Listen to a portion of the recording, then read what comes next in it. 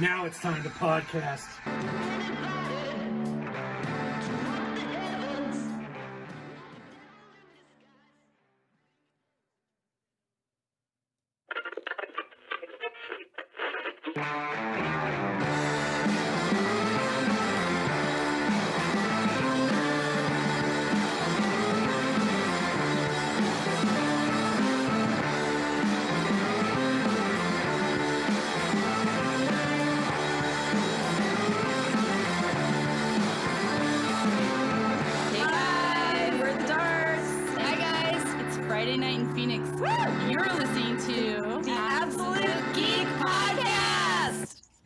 Thank you, Darts. It is a somber Friday night in Phoenix, and you're listening to the Absolute Geek Podcast. I am Matt. I'm Kyle. I'm Brian. I'm Corbin. I'm Solo Wookie. And we want to thank everyone for joining us tonight as we kick off the first bit of our show by saying goodbye to a man who was, I would say, a key pillar in our little group of listeners. Our moderator in the chat every week. It's so weird not seeing his name in the chat right now. And that's Michael Stout.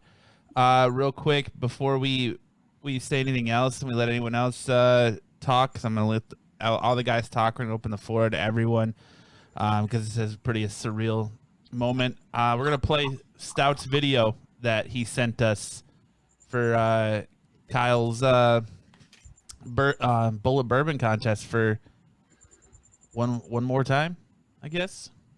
So let me pull that up real quick. But anybody has it just been a shit? Anybody want to say anything real quick while I get that set up? I just want to say, Michael Stout. Yes, sir. I was honored to get to know you. It was a privilege. I'm so glad that it's just a bummer that it was a short time I got to know you. But thank you for being a friend. Thank you for hanging out with us. And thank you for just being a really cool guy. That shot's for you, buddy. Go. All right. I'm going to play this video real quick. And then I'll let everyone else kind of say their piece. Has it just been a shit garbage week at work? Stuff piling up and nothing getting done? And you just feel like there's absolutely no relief and you need something to wind down the weekend? Nope. Not gonna happen. That's just not gonna do it. But wait, Bullet Bourbon? That's the official bourbon of the Absolute Geek Podcast. Baby Yoda knows what to do. Go home to your happy place. Grab those new comics. Now pour yourself some of that sweet Bullet Bourbon.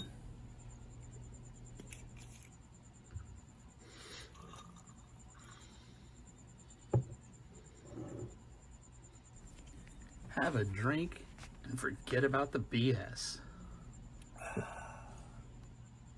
Now just sit back, relax, and enjoy the Absolute Geek Podcast. Brought to you by Bullet Bourbon.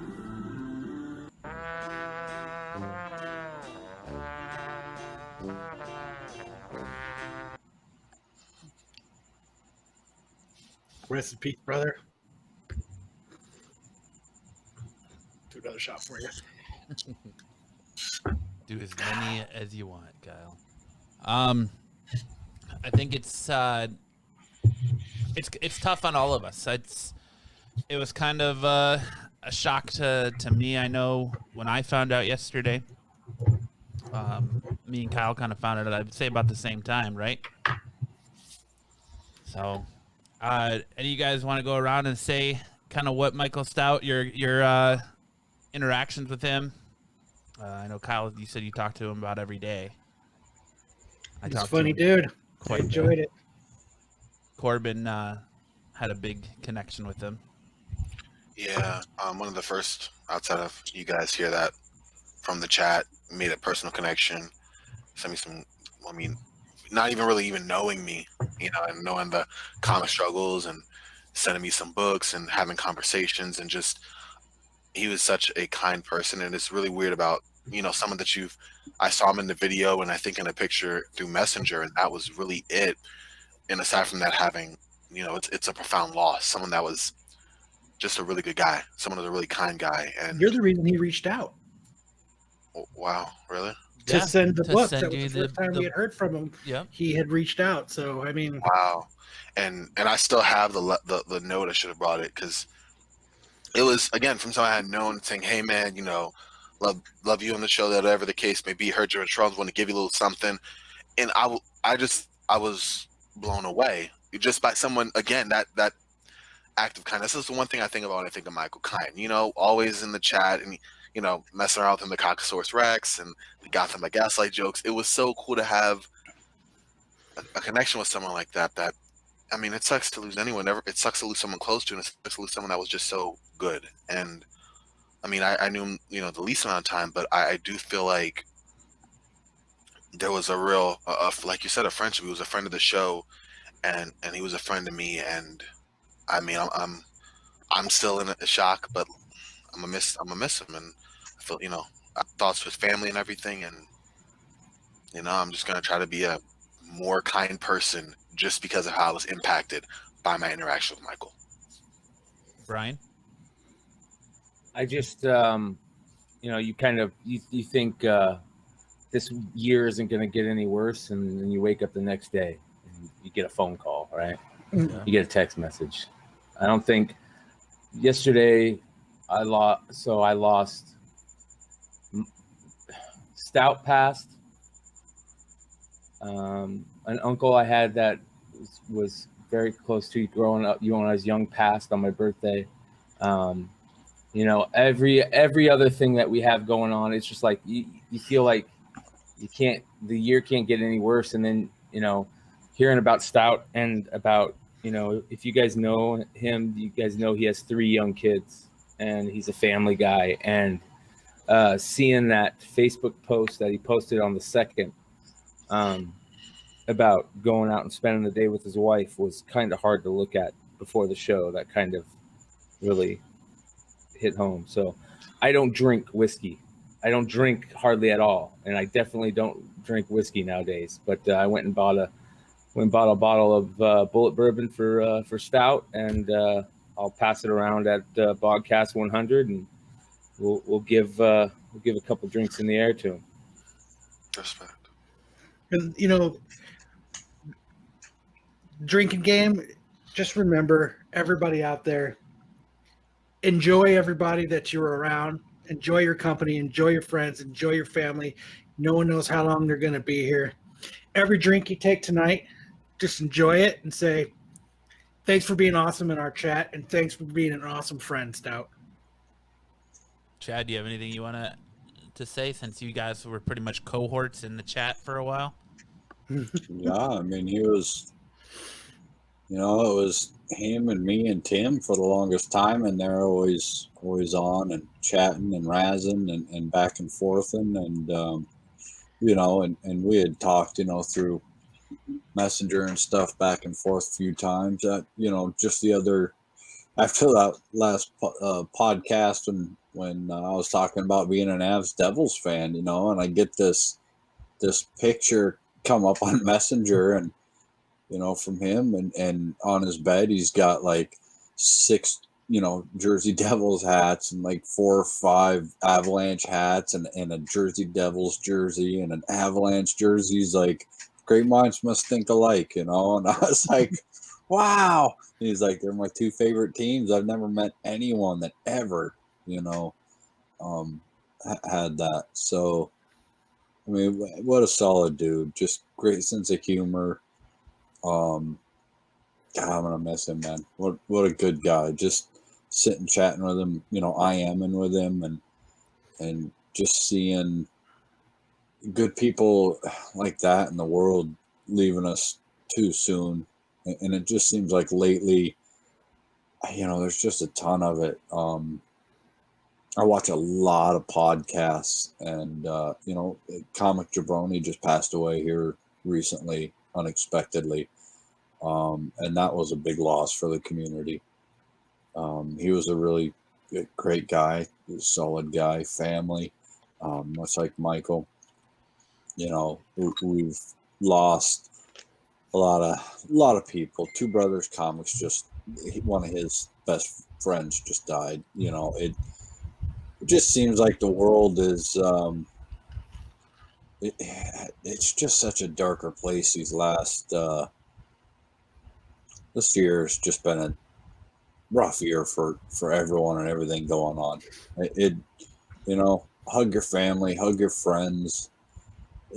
Remember that we're here to be happy and have fun, and we're here to bring light into each other's lives, no matter what it is.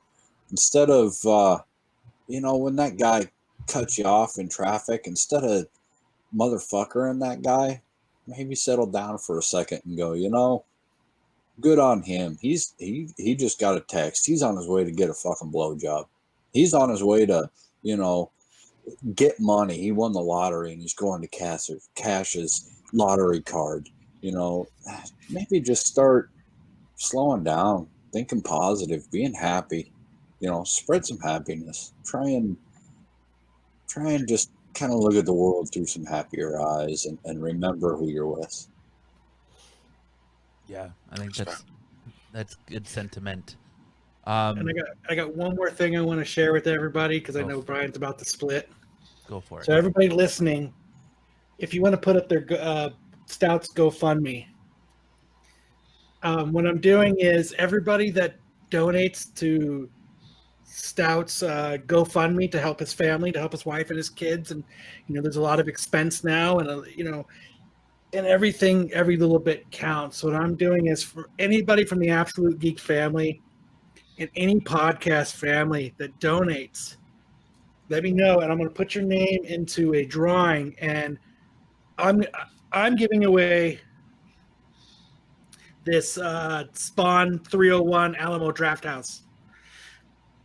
So, what I would suggest is anybody that goes over there and does donate to this GoFundMe, put in the comments, that you're part of the Absolute Geek family, and leave a little message, and we can take all those people that put those comments in there, and then maybe next week give a spin of the wheel, and we'll give away a bunch of books. I know I got like 3 or 4 books I brought tonight to show, to give away too, and I can show those when we get back. And just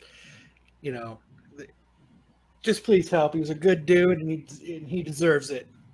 Yeah, absolutely. I have a few I'm tossing in there as well. Yeah, I will. Silver 9-4 Silver Surfer 44, first appearance of the Gauntlet. It's going in there, guys. So we gotta help. Any donations we receive will go to the family. If you want to give to the GoFundMe, but for whatever reason you don't want to do it through GoFundMe, you can send it to us via PayPal, and we'll donate it to the GoFundMe for you through that. If you want to do it that way, anything to help, guys. Stout was a good dude. He's a fellow Packers fan, fellow wrestling fan. I just got a package in the mail from him the other day of some wrestling stuff, and he was always wanting to give back to us, just because he said that we helped him out and we gave him a good time on Fridays and stuff. And it's hard looking at the chat, not seeing him in there, and it does suck, and it's gonna be hard. So that said, I'm gonna throw it out here that the remainder of the year, every episode we do is going to be in memory of Michael Stout. and the remainder of the year moving forward. You know, if you guys watch streamers like Dr. Disrespect and like that, they give their chat names. He calls it the arena. So Kyle and I used to do a thing where we would name the studio after somebody who sponsored us. So when we gather here every Friday night moving forward, we are now doing it from the Michael Stout Memorial Podcast Studio. So I'm going to throw that out there too. So every Friday night when you join us here, you're joining into the Michael Stout Memorial Podcast Studio. So it sucks, but you know, I know Michael wouldn't want us to dwell on it too much, and he would probably be saying, "Move the show along, fuckers. Let's get the show going." So if everyone, picture it being said, what's that? I can already picture it being said. So if everyone wants, everyone in the everyone on the show, everyone in the chat, if you have a drink, raise your drink right now as we give a salute one last time to our brother who is not with us anymore. Here's to Michael Stout, his family, and everyone that's every life he's touched in any way possible, shape, or form. Rest easy, my man. And our hearts go out to the entire Stout family. Yeah, our hearts. Well, that goes without saying. To the Stout family, we are with you. You're in our thoughts and prayers. And salute.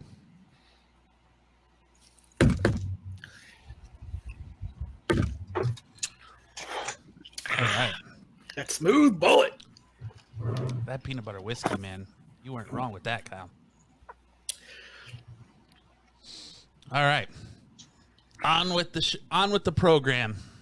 Let's try and see if we can kick it up a notch here. Let's have a good time. Absolutely. For Stout. It can't be any worse than last week. Can we just start off by saying that? Fuck. There's no way it could be worse than last week. Wait, what happened? Oh, yeah. What do you mean? Oh, yeah, what happened? What do you mean, what happened? Holy shit. I feel bad that was his last episode to see, too. I thought Kyle was going to lose it. It can't be worse than that. That was, yeah. That was a rough one. Yeah, I forgot about that one. I kind of blocked it out by Sunday. Oh, man.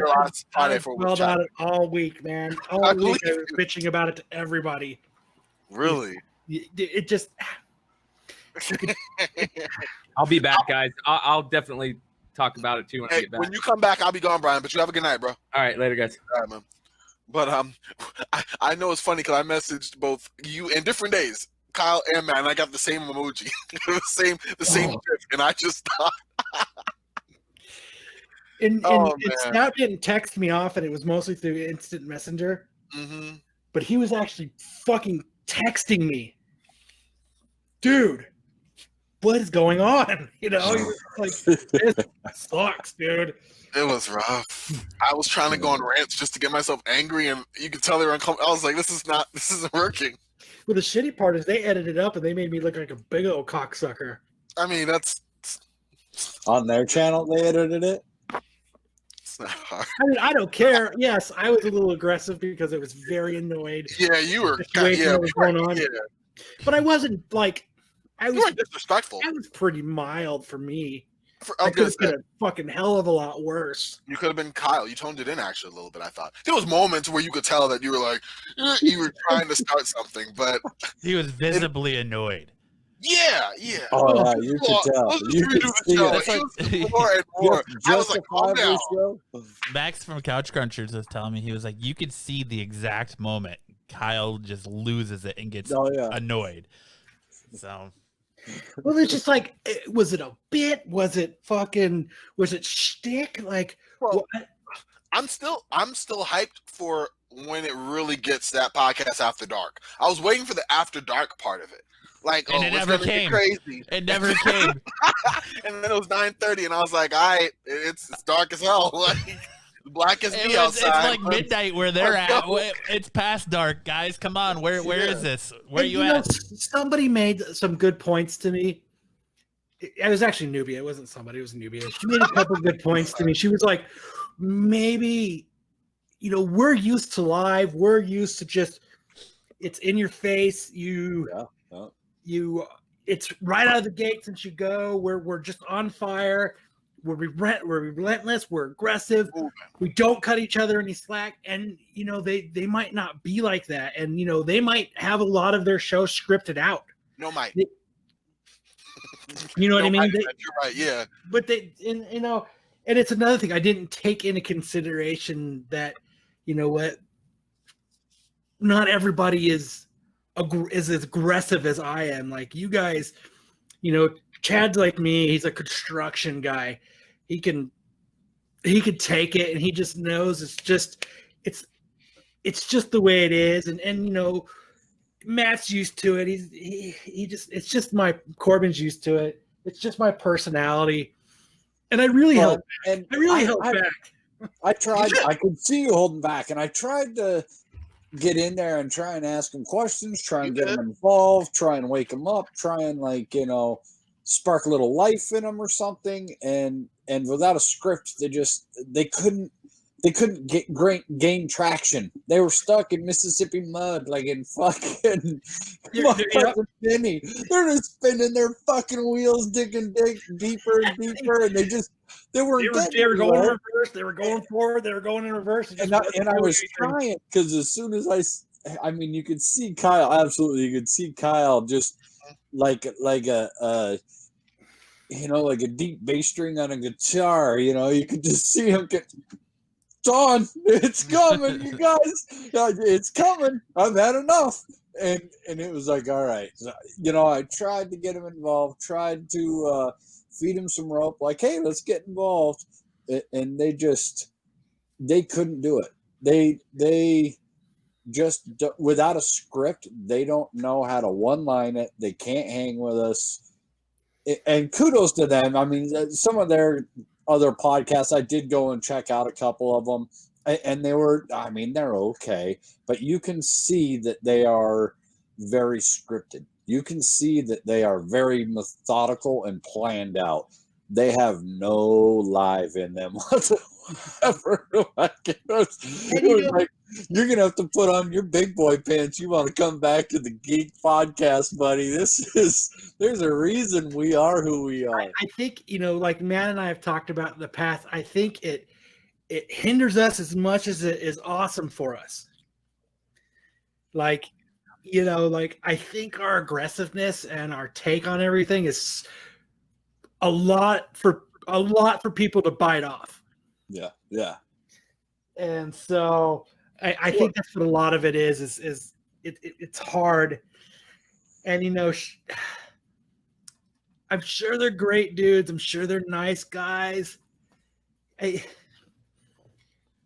But, just like we were talking about earlier, you need to have a little bit of fun. Yeah. I mean, I will fight for the dry guys because, like, I get a little wild here, but mostly I'm kind of the dry guy. You guys definitely did. But I mean, in terms of like their idea of fun, I think they have fun. It's just a lot different from us. Like coming here was like, totally be not only your authentic self, but just go wild. You know what I mean? Where a lot of it's like, if you were raising your voice and we're on a regular podcast, I'm threatened, not physically, but I'm like, hey, yeah, so DC should do, and you're like, shut up, and I'm like, it's just, who's that guy in the corner? Who are you talking to? Or we were doing jokes in between. You could tell like they weren't there. Like when you laughed and I pointed, he's like, "There's something pointing there," and I was like, "Dude, no, like they don't get it." Yeah, they were missing. And Chad said he was trying to keep them awake. I think the thing was, and we didn't realize this for the first like 40 minutes, is that we were trying to wake them up, but they were awake. Like they just. I just know like Stout was wilding out in the chat. Kyle's going crazy. Like, oh yeah, he was blowing me up. Get these guys off of here. This has got to end. This has got to stop. And then Corbin's doing the same thing. And then Stout texts me Saturday morning, and he's like, "Yo," and I was like, "What's up?" He's like, "Where did you find those guys at?" And I was like, "Oh well, they were brought on as part of this other thing we're doing." And he's like, "All right." He's like, I was like, "Yeah, it was rough, huh?" He goes, "Second half of the show wasn't bad." All right, he was like, "You totally redeemed yourself in the back nine, but you know, and that's why we loved him, because he was, that he just optimistic. I'm not gonna put a bunch of frosting and icing on this cake. It's a shit cake, and this is exactly what happened. Why You are know you what I making mean? He's not gonna lie. Yeah. Here's some shit cake with frosting on it. It looks real pretty. Now that's the great thing about their show, about the chat, the people who are in the chat. They're like, hey, look, we're gonna call it as you see it. If you got a problem with it, you're in the wrong fucking spot. If you're fucking, and I and just like Matt and I have talked about before, we meet, like Stout and everybody, we've met the greatest people because of this, and they're with these like personalities, but I think it hinders us. It does, because we are too flamboyant, boisterous. I wouldn't say flamboyant. Flamboyant is the wrong word. My bad. Maybe you're flamboyant, but the rest of us here. Oh, you know it. Flamboyant. The only flamboyant one in this group right now is Chad. Look how loud that shirt is. Thank you. Pointing at me. Chad got he Look how rocked loud that shirt is. Squirrel print. Teenage Mutant Ninja Turtles, bitches. That shirt Oh says my I came to gosh. podcast, but I got a luau in about an hour. Flamboyant. Fucking A. That pig is roasting. Yeah, roasted pig with some pineapple and belly dancers and hula dancers. Okay, and but time fucking- out. The librarian in me has to say flamboyant is a person tend to attract attention because of their exuberance, confidence, and stylishness. Like, that's what we do. Y'all don't have the style, maybe me, but as far as the confidence and Damn. He has to go to the library. You have to stop. Are you, wait. You gotta pop your collar. If you're gonna make a fucking comment like that, you might as well pop that collar on your shirt there. Pop that shit up. let's go. Let's go. Here's Corbin. I'm gonna throw some shit to hit this bullseye, and he just digs in deep. You get a big old handful and just chucks it at the map to hit Oh, everything. no, I'm gonna pull out the librarian in me to nail this I down had to to defend just my word choice defend because myself. I had to defend my word choice, okay? I think I described it. I didn't mean in that way, Urban Dictionary. I just meant like the actual word. Corbin felt the crucifixion coming, and he's like, "I gotta fix this. I gotta get out of this one." Yup. I was scrambling. Oh, man. And that's the one thing too, is I had people, because I posted on my Facebook that it was hard, and the style thing is hard, and it has broken me up, and I told these guys, this is the first time in a long time, and out of the 7 years I've been doing this, that there's days where you don't want to podcast because you're just not feeling it, but this is the first time I really dreaded doing this. And it's just because I knew he wasn't going to be here and it was going to be hard, but it's nice being around with people who know him and being able to talk. And I've had people approach me and be like, well, you didn't know this guy personally. But the thing with our show is our listeners become quick friends with us. Yep. Like, we talk to a lot of you guys, Tim, Corbin, Eric. We talk to a lot of you guys through chats and outside of this, where you start to build that personal bond and relationship. And that, I think we all kind of had that with Stout. I mean, I didn't know him. I've never met him in person. Right. But I mean, But you didn't have to. I mean, but I didn't have to. Exactly. We all still had that connection. But like, I mean, this is like, this is me and Stout. Just talking daily, talking. Hey, what's going on? What's up? He was my friend. I saw him, out with his wife. Hey man, have fun with your wife, man. That's great. That's not something you do just to a listener. That's something you comment on your friend. Right. Yeah. Hey, you're out, hang out with your kids, man. You know what? Have a great day with the family, dude. Enjoy it. Enjoy being with you. That's not what you say to just a listener. And, and I don't want anyone on this podcast to ever think that they're just a listener. Absolutely not. I want to know all of you guys. I would love for more of you guys to reach out to me. Yeah, absolutely. Like, I love talking to everybody. And I know it's, I know people are private. you don't want to, we're just the people that make you laugh. You don't want to be our best friend, but I love chatting with everybody. Yeah.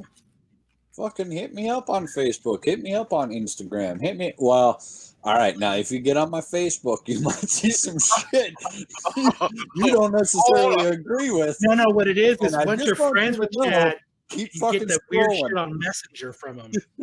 Because if you talk on Facebook, that's some bull. Oh, that's chat. Oh, okay. yeah, just so you know, I got friends and they might attack. So if you see shit on Facebook, just keep scrolling. Tread lightly, yeah. Just look at it and be like, what the? Oh, it's Chadwick. Keep going. Out of sight, out of mind, my friends. I'll send Chad something. He'll be like, all right, you ready now, fucker? You ready now?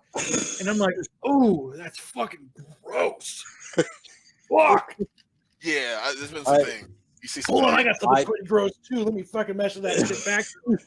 I get stuff sent and instant message to me from friends that no human being should probably ever see or experience in their life. And I laugh at it and I love it. And it's fucking hilarious because nothing is off the table as far as a joke with me. So I have to warn you, if you hit me on Facebook and you're following that shit, you might see some stuff that you never know. Just be forewarned when you follow the Wookiee on the book. My Instagram's pretty legit though. That's pretty mellow. I mean, so yeah, he used to do that to me all the time. He the other day he just messaged me out of the blue and in the afternoon he was like, "Hey, what's up?" And I was like, "What's up, Stout?" And he was like, "Just wanted to see if your fruition has come true yet, and the psychic is right, and if you've met your one-armed fugly love yet." And I was like, "Nah, not yet, man." He was like, "Oh, that's good to hear, but just remember, stay out of your own way." And that was it. Like it was just stuff like that. Like you come and you bust balls and you leave, and that's what Stout did with us.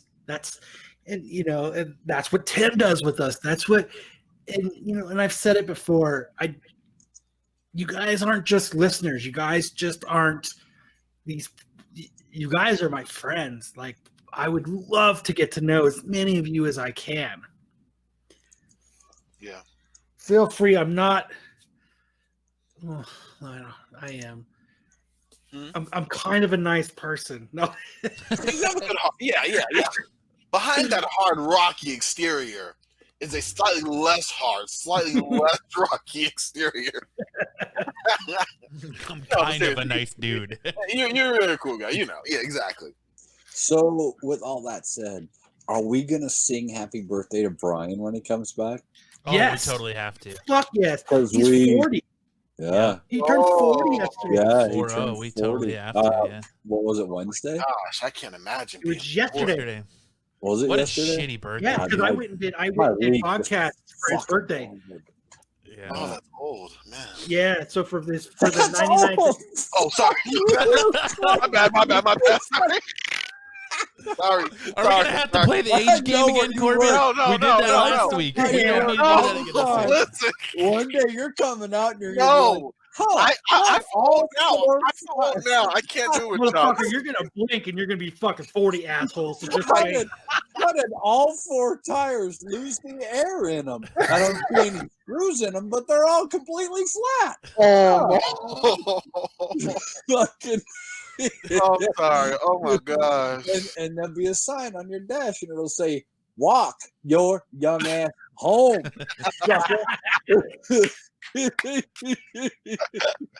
Oh man, I cannot believe it though. That's crazy. What's crazy? You're not 40. Take the bus. Time flying, man. Oh boy. It does. It happens too. I mean, I went from, it just seemed like 35 to 40 was just Don't tell me that. Overnight. Oh, dude, it was overnight. It's a blink, dude. It's a blink. I mean, I was just 18 and stopped skipping a jump. Right? 30 to 35 was like fucking a blink. I don't want to hear that shit. 20 to 30 took 25, 30 years. It seemed like it just lasted. But man, like the late 30s, the earlier 30s to fucking 40 was just blink, and you woke up and you're like, God damn, why does my hip hurt when I get out of bed? I didn't do anything to that fucking thing. Oh, no. Yeah. oh fuck my knees, and you have to always have something that helps you up. Yeah. Yeah. Part of that's construction though. Fuck, I've been losing my hair and going gray since I was 16. This Or is all having- nose hair. Or having This a little bit of You guys Dunlap think I have a syndrome. beard? This is all hair from my nose and my ears. That's I'm the gonna only place I grow it anymore. You should start growing your nose hair up this way. Wow. See how that nose over. Yeah, Sleep it around. Having that Dunlap syndrome doesn't help your knees with getting up either. You know, where your belly Dunlaps your belt. oh, yeah. Yeah. Yeah. So, You'll know yeah. about that eventually, Corbin. That I know. that young stud body won't last forever. Listen, Keep it's gone. working out.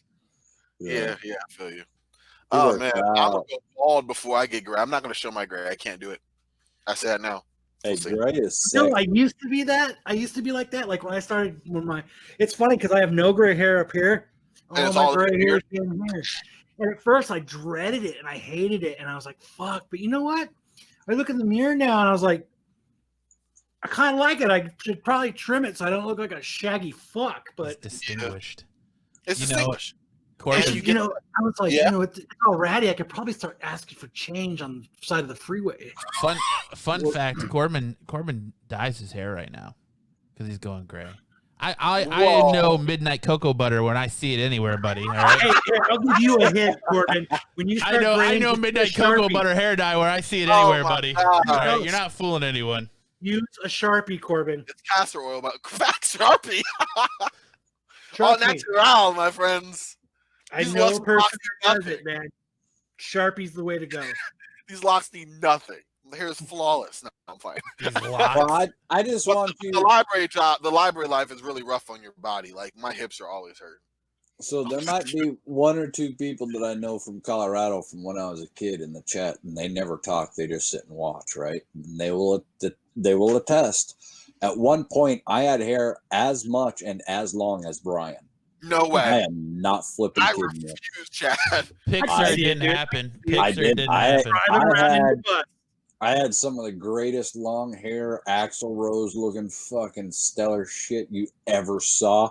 And I fought it for a long time till I finally said, all right, I'm going to lose it. And I knew I was going to lose it. Everyone in my family's bald, both sides, the mothers, fathers, uncles, everybody. And yes, I said mother. My mom was going bald, my sister dying I and was going stuff. off And, of your mother's you know, father. There's and a it didn't picture matter. They're all bald. of Chad's mom bald, but she still got bangs, so she just had a little curler to curl up A them little bangs. tough hair up here. Yeah, she And I maintained the fought it. bangs. I fought it for a lot of years until I realized that the more hair I lose, the more head I get. And then I was like, hey, this ain't so bad. It seems like everybody who's bald can grow a really nice beard. Did Yeah, that right. happen after It you've been bald? No. I've always been able to grow a Sounds pretty like good beard. Like, I can't grow a beard to save my life, dude. I can't either. Mine's all blotchy and Same. like, doesn't It's grow just under like my like a fifth tuft. chin. You Yeah, want to hear something crazy? And I totally, until you said that, I totally fucking forgot. So I'm driving at work the other day, right? And I look over, and this girl has no chin. And I'm not going to say her race because it doesn't really matter. But this little Oriental chick had no chin. And I'm not gonna say a and race, then- but Oriental chick. and then, you know, because I'm looking at her sideways, right? So like this, right? So there's just this no, it's just flat, right? And then she looked down at like her phone because she kept texting. And her And back. she had like 3 chins, like double chins pop up under there. There was like nothing, and then there was like 2 chins and nothing, and then like 2 chin. It was the weirdest shit I'd ever seen. Chin, no chin, chin, no It chin. was crazy. And I mean literally like it was bottom lip and then like down to Adam's apple. It was just it was not there, it was gone. And then when she looked down, it rolled. I was like, what the hell? I was like, I gotta tell the guys that. Patrick says, "Yikes! Just a little racist, Chad. Just Slightly. a little bit. Just slightly racist, Chad. Just a tiny bit." Me sitting here going chin, chin, chin. Oh, fuck. I'm not saying that her race had anything to do with it. I'm just saying there was no chin, and then there was like two chins. And she didn't look like she was, a big gal or anything like that. She just this little no chin having chick. And then all of a sudden, bam, chins. I was just like, wow, what is Patrick, on a scale of 1 to 10, he rated it a David Duke. So, oh man, I don't think it gets much higher than that, brother. damn. I don't think it gets much higher than that. Well, just so you know, Patrick, I am not racist. I hate everybody equally. You did tell me in the car we hung out that one day. Right before I fell asleep, and you brutally took pictures. And took pictures of me. You brutally took pictures with the camera or what? Yeah, that's when I knew for sure he hated all of us. That's how Corbin fell asleep. He hit him with a sock full of oranges. I was just chilling. Just done. Yeah.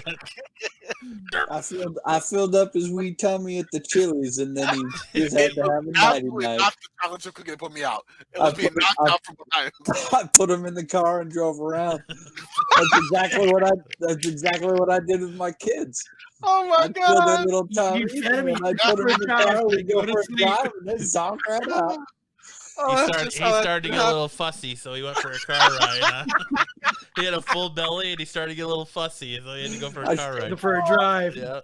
I reached over and I patted him on the back until he burped, just gently patting him, just like. Well, that was yeah. I know my mom's watching right now. She doesn't comment, but what her and my dad used to do is they would put us in the car to do that, and we'd go to sleep, and they go, "Sorry, kids, you missed Disneyland. It was a great time, though." Oh, wow. Now you see where the aggression comes from. Yeah, I told me that day too. You wait till a year and some change, and now you telling me it's like, oh wow, I'm not mean. I would have understood. No, you're not. You just missed Is that where the pact you and your sister started making to put them in a home when they are of age? You're like, they're just going right into the home. No, and once they're in the wheelchair, I'm just going to take them to the hill and push them off. break it. Yeah, off into the ocean. One last great ride. Just yell shark and push them over as you run away, right? I only do that with Nubia.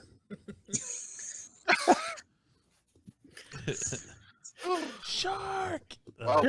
She hasn't mentioned that in a couple months. She keeps that on. That's one she keeps in the stoking that fire, huh?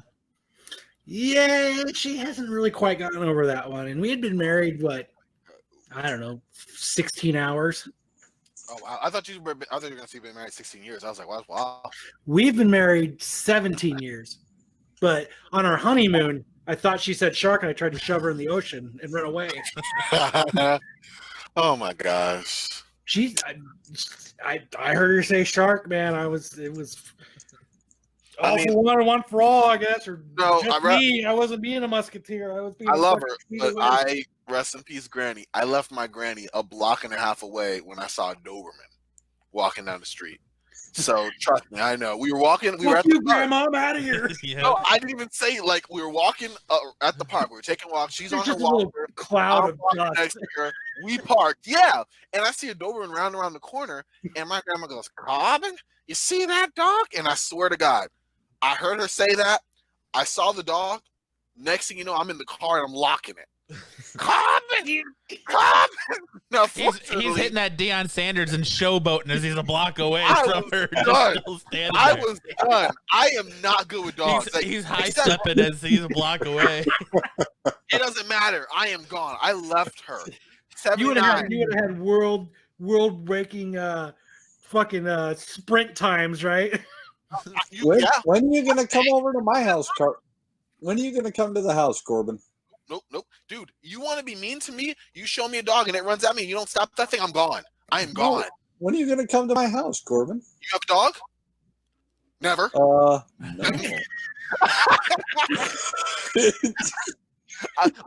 That is my one thing. Like, I am just not. Why would you think I have a dog? Well, I mean, you never invited me to your place before. That's I not know. true. I have two. I know. Come over. Exactly. No, I'm messing around, but I'm I not. have a Doberman and a pit bull. Yeah, I wouldn't go to your heck, house either. I I'm with don't you, even like Corbin. dark meat like that. No, Mm-mm. I don't even like dark meat like that. We're good. Let them go. My I dogs can't are do awesome. As long as you're not breaking into my house trying to steal my shit, Why would you think that? they're happy that you are Yeah. here and they will Two lick racist your things face you've off. done, Two Chad. things you said.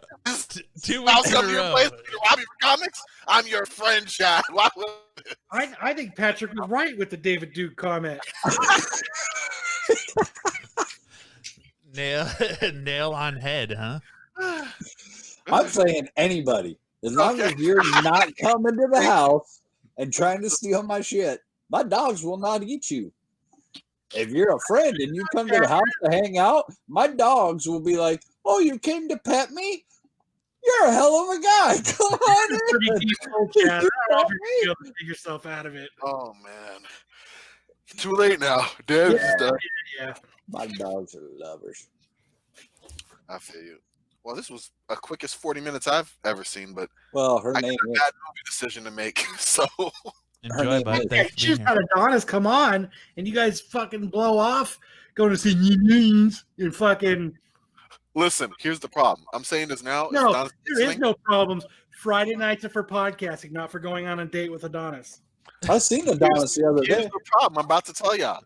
I never reached out to Adonis. We met. I saw Adonis last Sunday. No. Are you sure it was really Adonis, Chad? Because the way you've been going, I'm kind of Right? questioning if it was really him or I not. just some random dude you were Yeah. talking to, So I and was he just supposed didn't want to be go- rude. I was supposed to go with No. Adonis. Who and his I- girlfriend's like, who the fuck is text. Adonis? He's like, I don't know. That crazy white dude just kept calling me Adonis, so I just went with it. God. I thought he was complimenting me. I never hit up. I didn't. I texted Adonis last week. I said we're gonna check on this movie this Friday. The whole week's gone by and we didn't talk about it, and so I was like, I guess I'm going on my own. So you're just gonna bail us to go be to go stag to a fucking movie? The movie theater's around the corner from the What, house. what are you going to go see? That is not a good excuse to bail on the show.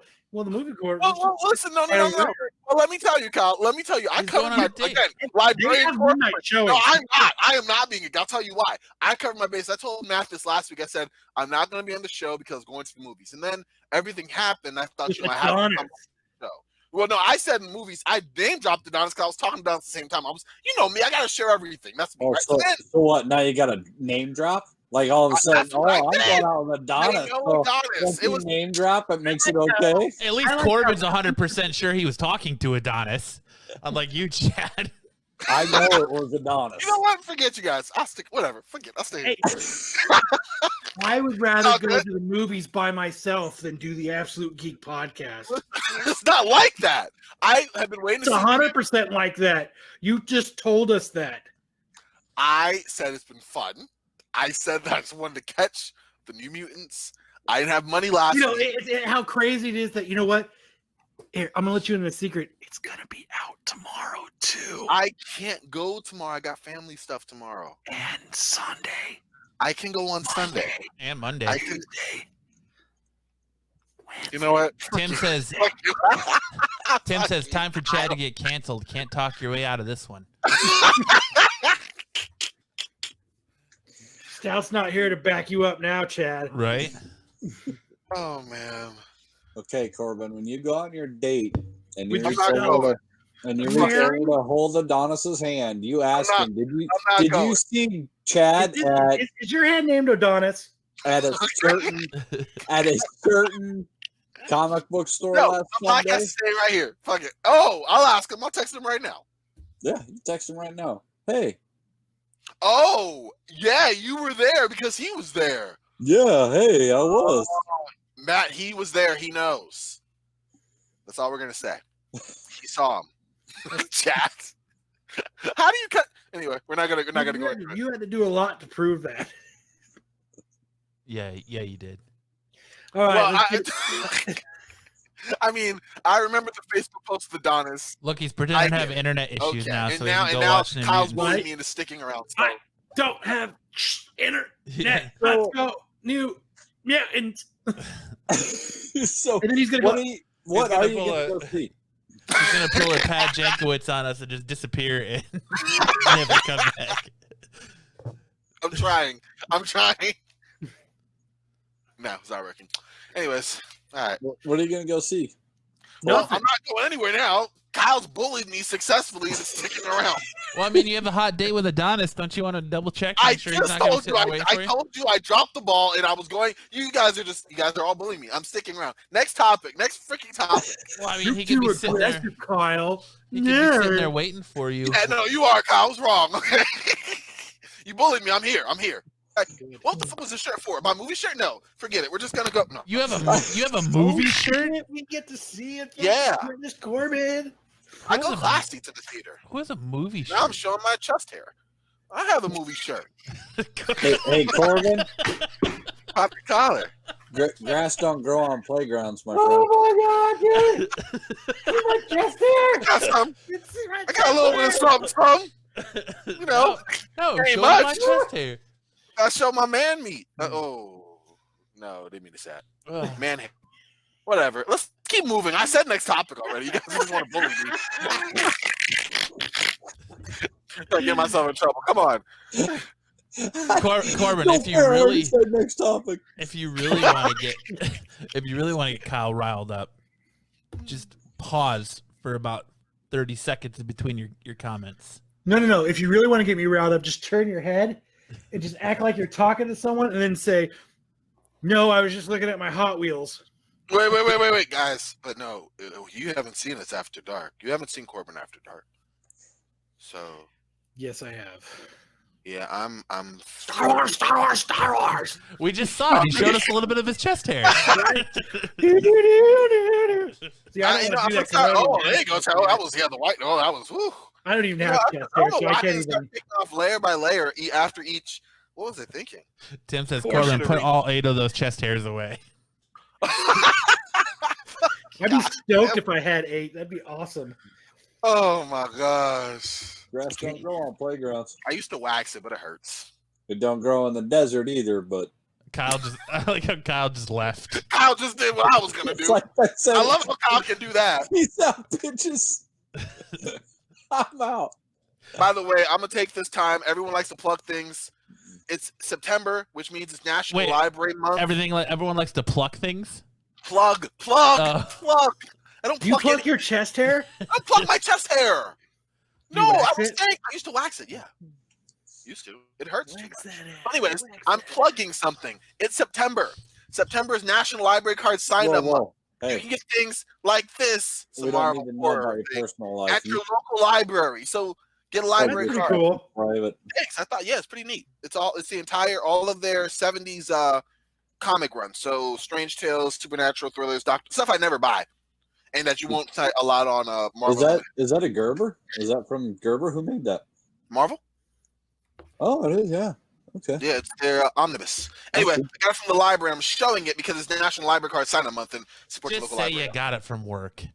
I got it from No, work. actually, this is how I got it from another library. I don't even work there, Oh. but yeah, okay. Anyway, that was my plug. I'm done. Next topic, guys.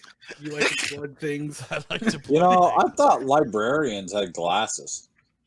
Listen, I listen to NPR already. What else do you want me to do? I thought they were hot. PBR, PBS, NPR, librarian. Come on now, we're good. When I clicked on the Pornhub, that librarian was smoking hot. Yeah. It's Corbin. not just overrated. You got a few. No, I'm not gonna lie. I went to a conference in New Mexico last year. And I was just like, Tim says Corbin only had to use a teaspoonful of wax to wax that Tim, chest. why are you coming for me, Tim? Tim's Why are you on coming for me, fire Tim? tonight. Tim, I'll show you. Tim is officially trying to fill Do two it, shoes. Corbin. Do Tim it. want to see the real Corbin right now. Dude, Does we Tim want wanna to see the real Corbin. Show it. Show it. Show it. Rip that shirt. No, I'm kidding. Fucking hold the shit out of that shirt. Exactly. It's rated R. I can't show this to you, Tim, but you want the real Corbin to come out. Keep trying me. All right. No, Tim's trying to pull double duty. He's trying to make up for him He- and Stout. I'll slip a Right? nip. I'll slip a nip. TK421 You know how wants to many know, do you fucking have any hot views we'll get? coworkers? You want to see it? Don't make me so. I have any? No. It'll come out. Oh! No. I haven't seen anything that white since I looked at the jar of mayonnaise in the fridge. Well, I mean, to be honest, I really haven't left the house in like 6 months. So, And it shows. I'm like, no. To answer the question about the hot coworkers, there's some in our district. There's one library that has all of them. And yes, it's Demond. I am the sexiest one, but no. There's one library that has like a lot of hot-looking librarians. I work at the one that's the complete opposite of that. Trust me, I go to work. I'm just no problem doing my job. I'm the most efficient person out there. You go to another library, you're like, bam. But no. No, you gotta. The key is to wait for the conferences. That's when you get the good ones. the librarian conferences, those like in Vegas. The ones that are, they try to be cheap. You have your name and your branch on your name tag. They're either in Seattle or Washington D.C. Hi, I'm Corbin. I'm from the Mexico. Librarian conference. What in the fucking world do you got? What do you get there and you play Scrabble? Like no what way, dude. They get crazy in the bar. I guarantee it. They get crazy. Oh no, they do. They do. Oh, They break down the Dewey Dude, there's a Decimal lot of System this and then they just going have a on. massive orgy. all I can picture is someone dumping this pile of books and going, all right, and there's like circle of fucking librarians around it, and they're like, all right, I got the stopwatch. We're gonna alphabetize the fucking books. The best time wins, and go. No. Listen, what we do, we're constantly trying to adapt to our community. So it's a bunch of programming and it's not at night, not now. No, their galas and stuff are pretty good though. But anyway, let's. The fastest time wins a $30 gift certificate to Chili's, and then a nice drive around the corner for nap time. You. Everybody likes a meow meow nap. Yeah. I didn't even pass out like that. It was the kryptonite, dude. He was just driving so calm, and the seats were so relaxed, and we were talking, and I was like, "Yes, how about?" And Yeah. I must have just stopped. I don't know how he that was happened. the Lex Luthor. That's what it is. He was the Lex Luthor to your Superman, right? It was the kryptonite that just made you go night night, huh? Chili's was the Chilling. kryptonite. That damn cookie. That damn cookie. It did it. Something about that. Wookiees cookies. Damn it. That's right. Something about the cookie, and then that nice Ram Warlock, in that good suspension, just soft and swaying and just rocking by. I was baby. out. Nice cold AC going. Yeah, that's right. Oh my gosh. It was a Classic mess. rock playing. Yeah, I think we just went from that to anyway, says- next topic. Tim says the librarian conference is in Hoboken, New Jersey, and they Dewey Decimal the shit out of that town. Wow. I will have you know that our library no longer uses the Dewey Decimal System. Revolutionary. We call it the we got a name. question. Is that the Thunderbird Library where all the hot chicks are? Oh, I thought he was asking a totally different question. Yeah, no, they're usually out of state. You'll find some in Arizona, but like the ones that are like No, available. I think Corbin just said there was ugly female No. librarians in Arizona. Corbin thought you said Thunderdome, where they go to They have can't fights. all look like me though. Like how many people in Larkin libraries can? I mean, well, not even look like me. I'm only one of 5 in our district. But I mean, look like. So why? Who else rocks shirts like this on the daily? Just saying. Anyway, I think Esteban wants to know where the hot librarians are at, Corbin. So Esteban. you're gonna drop the info, or you gonna? You tell him, and his old lady's gonna kick his ass. His old lady isn't in the chat. Realize that he's asking that question because his old lady ain't in the chat tonight. So he's just It's And fine. as soon as she finds out, his ass When is you go to your wrapped. store again, I'm going to negotiate. That's my first bargaining chip for one of your primo books. All right, I'll let you know if you give me like 10 off. because it'll have a little bit of 20 dirt on it, and Corbin will show you some chest hair. Give me like 20 off, all right? We're going to negotiate for a good book, and I will give that information. That's a bargaining chip. I'm learning, all right? I didn't mean to say 20 off. I meant to say 30 off. I want to bargain. That's what I want to do, okay? We'll figure You out. started at 10. You I didn't started mean to at start 10 off. I didn't mean to start at 10. I meant to start at That fuck book's it. $60. You know what? Hurt. I picture Corbin at the blackjack table. 21. Hit me. Sir, you have 21. Hit me. Whatever, y'all. I'm done. I don't got nothing to add. Just we're gonna negotiate. We're gonna do this right. and then I'll tell you where the librarians are. Esteban She's says in the bathroom, so hurry up, Corbin. Yeah. Corbin's gonna start walking it could be a family thing. Corbin's gonna start walking into shops with a little bit of dirt in his pocket, and he's gonna be like, "Hey, how much for this book?" You know, and Then he'll be an odd news story. Local man into fucking just sprinkle. Local man arrested at comic book store for sprinkling dirt on How book. about for 19 bucks? Just slips them in the sleeve real quick. Yo, I don't know. Your book's kind of grimy in the bottom of that bag. It's $80 book, but I'll take it for $73. No, I'm gonna get a good deal next time. This is an $80 book. I want 86 for it. Forget you. I'll give you 3 easy installments at $8.95. I'm gonna get there's more. I'm gonna get a good deal. I'm gonna learn. You guys will see. I've improved. I don't know how, but I have. Pocket sand, yeah. I got mad skills. I've improved. That's how. Stick around. There's more. All these long months, man. All right. Let's. Oh my gosh. We need to get out and visit Ish and go shop at Yeah, Fantastic Worlds again. Yes. Come on, guys. All right, let's start some comic book talk. Corbin's loading his pockets full of dirt as we speak, ready to go. He said he's got dirty books for you, Corbin. Oh my. You will what? Ish said he's got dirty books for you. Oh my gosh. I wonder if he's talking about nudie I want one of mags. those books I see on your Facebook page. I want one of those books. He's talking about Playboy and ooh la la. Oh my gosh. Surprised you weren't all over that first Black Panther. No money. No money. If you give me on layaway like a $2 down, it's mine. Oh, I'm just happy I've got the Volkswagen to a point where I can actually go back to getting some nice comic books again. Tim says, "Holy shit! One guy is racist as fuck, and the other one doesn't like chuds. The show is going downhill." It's Stout's fault. It's No, I'm Stout's just fault, playing. Oh, that guy. This is what happens when you leave us to our own devices. No, but you know what the problem is I can't buy a bunch of expensive books because you know who got the Volkswagen bug? Nubia. Yeah. I gotta find her like a Gia. 67 Karma Gia. Like a 66 to 68 now. So She just wants. So what does she have to sell in order for you to get this book Yeah, right. or this car? nothing. She sacrificed so much being a mother and a wife. I like how you laugh at the end. Because I couldn't keep a straight face. Oh man! I tried. Tim says, But- I didn't think that was possible after last. Maybe Nubia will sell one of the kids. I tried, man. People keep returning them. No. They bring them back, dude. I don't know what the fuck. Goddamn. They don't want to get a It's not job and they return never policy leave their here. room. Get a job? No. You're 19. Get a job? No. They never leave their room. That's all right. They can. I don't care. They can be Jose's if they want. I don't give a shit. Be Jose's. Wow. Wow. That's a good one. That's a good comparison. All right, let's talk about some nerd shit now.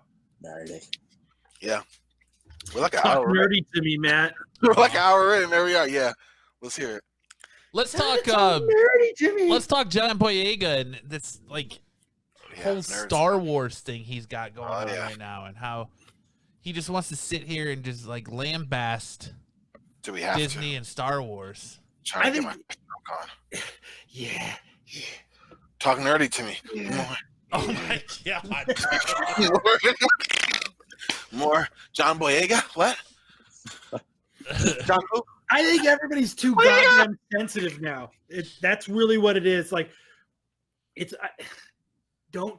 nobody take this the wrong way, but everybody's oversensitive about everything. Everything. Just like the article that I sent that said the salon wanted a happy stylist, and the people who posted the ad came back and said, well, now you're discriminating against unhappy hairstylists. Like, what fucking world are we living in now that we can't say anything? Like, No, you can't. you know why we don't grow? Listen to the last hour of the show. There you go, Kyle. Tell him. But I think everybody's oversensitive, and there's certain things. Yes, there's certain things we need to get over, but not every little like people need to fucking grow just a little pair. Tim says, "Go lactate somewhere else, you freak." Dude.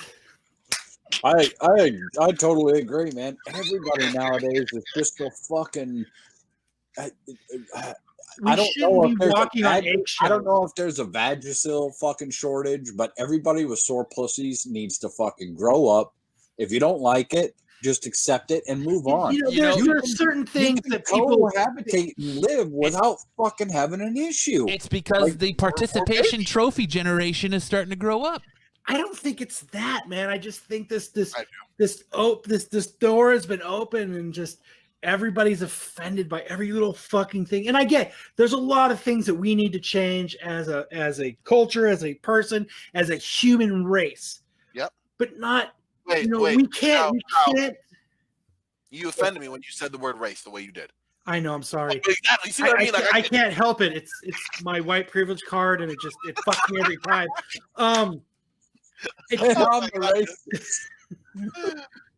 But no, it's just we can't walk on eggshells for everything that we say. Like I can't be scared to say the happy people because I don't want to make the unhappy people mad. Like we can't like. I don't know if he did it just to draw attention to himself. Hey, I'm going to play this card because and you know what? Part of it is hey. Use whatever you can to get ahead, I guess. Yep. They're not going to give you anything. You got to take it. But I just walking on eggshells, man. We have to now. We're just going to walk around, and everybody's going to have to we're going to have to make an app. I'm going to say something at Starbucks when I make my order. Okay. One thing I'm going to say is offensive to any sort of anything. So now I can order my coffee. And I think that's where it's coming to is it's not only are we going to have a dictionary and a thesaurus, we're going to have what makes everybody butthurt book that everybody has to know. Well, yeah. And it's going to constantly update. So make sure that you're on that. I'm working a lot. Yeah. You got to do. Yeah. That's kind of where it is. I don't know how that changes.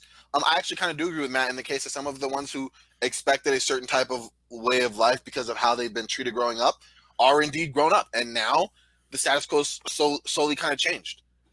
Some of it is just trying to be more woke or more cognizant of other people, colors, creeds. You know what I mean? And I get being respectful to some of that the human race. Now, I get it. Yeah. But some of that is also no, exactly. No. Yeah. Don't be a Chad. Everybody. I don't fucking care. Hey, but don't come to your house and steal your things if you have a. No, I'm just kidding. Yeah, no, but Johnson. Unless exactly. if the dogs won't get you, trust me, there's plenty of other things in this house that will. All right, so I'm not going to Chad's house under any circumstance. I'm just kidding. But you have an open invite, Corbin. Thank you. The character wasn't a super pivotal character. It was a character that kept the story rolling, and that helped initiate everything else that needed to go. Like it needed to be there. Don't get me wrong. His character needed to be there, but the focus was somewhere else. As people make movies, is there's certain things that have to drive the movie. His character is one of those characters that helped push everything along. Without his character, the movie wouldn't have went like it was supposed to. Was he the main focus of the movie? No. He was a character that helped the story go in the direction it needed to go in. And keep going. It's just sad that everyone is so goddamn sensitive anymore. I mean, everyone takes everything so personal.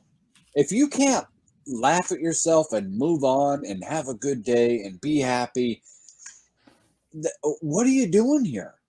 Like, what's the major malfunction? Why is it so hard? Like, and I think that's why we have a shit ton of to be happy. Problems today. You are offending the people that are soft. Yeah. Good. Fuck you. Grab yourself by the just cater to the hard. Corbin, your mic's not working, brother. Soft. What? Your mic's not working, brother. Is it better now? No. What? You sound like you're in the shitter. God damn. The fuck?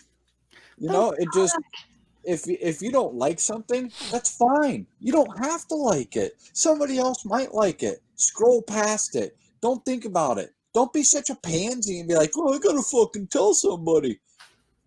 Get over it. Move Everybody on. doesn't need to be a Yelp reviewer. Yeah, you know, just move on. Really? Oh, I didn't like that. Well, okay. Move I respect on. your opinion. Thanks a lot. Yeah, exactly. We don't have to see eye to eye on everything. That's what makes America so wonderful, is that we can still hang out. We can have a drink together. We can party. I quit drinking 10 years ago. I go out. When I was in Colorado, I would drive my friends. We would go bar hopping all Why'd you fucking stop night here, long. fucker? Well, because You live too far away. That's why. that's not true. I came after a podcast and picked you guys up, and we went to the fucking casino. And we were there until you what, 2 in the even morning? there? Like, we You were are correct, late as fuck. I had my thing. You had your thing. I had my thing up in the air. No, my continue. You know what I'm saying? Like, just because I don't drink doesn't mean that I go out and I tell everybody, hey, you know, yeah, you're a fuck because you drink. That's not my place. That's not my thing. And I still hang out with a shit ton of people that drink and have fun and go out and do whatever. That's just part of life. You have to learn to accept the small stuff and keep rolling with it. And that doesn't, if you're on the set of a movie, you don't get to cry about it. Grab yourself by the fucking bootstraps, get back in the game, motherfucker. We got a new Sick GoFundMe of starting in the fucking chat. world. New mic for Corbin. But I mean, am I far off in my thought process in it? Like, we all enjoy Star Wars. Chad enjoys Star Wars probably more than I do. I enjoy Fuck Star Star Wars, Wars. but I enjoy knowing them actors.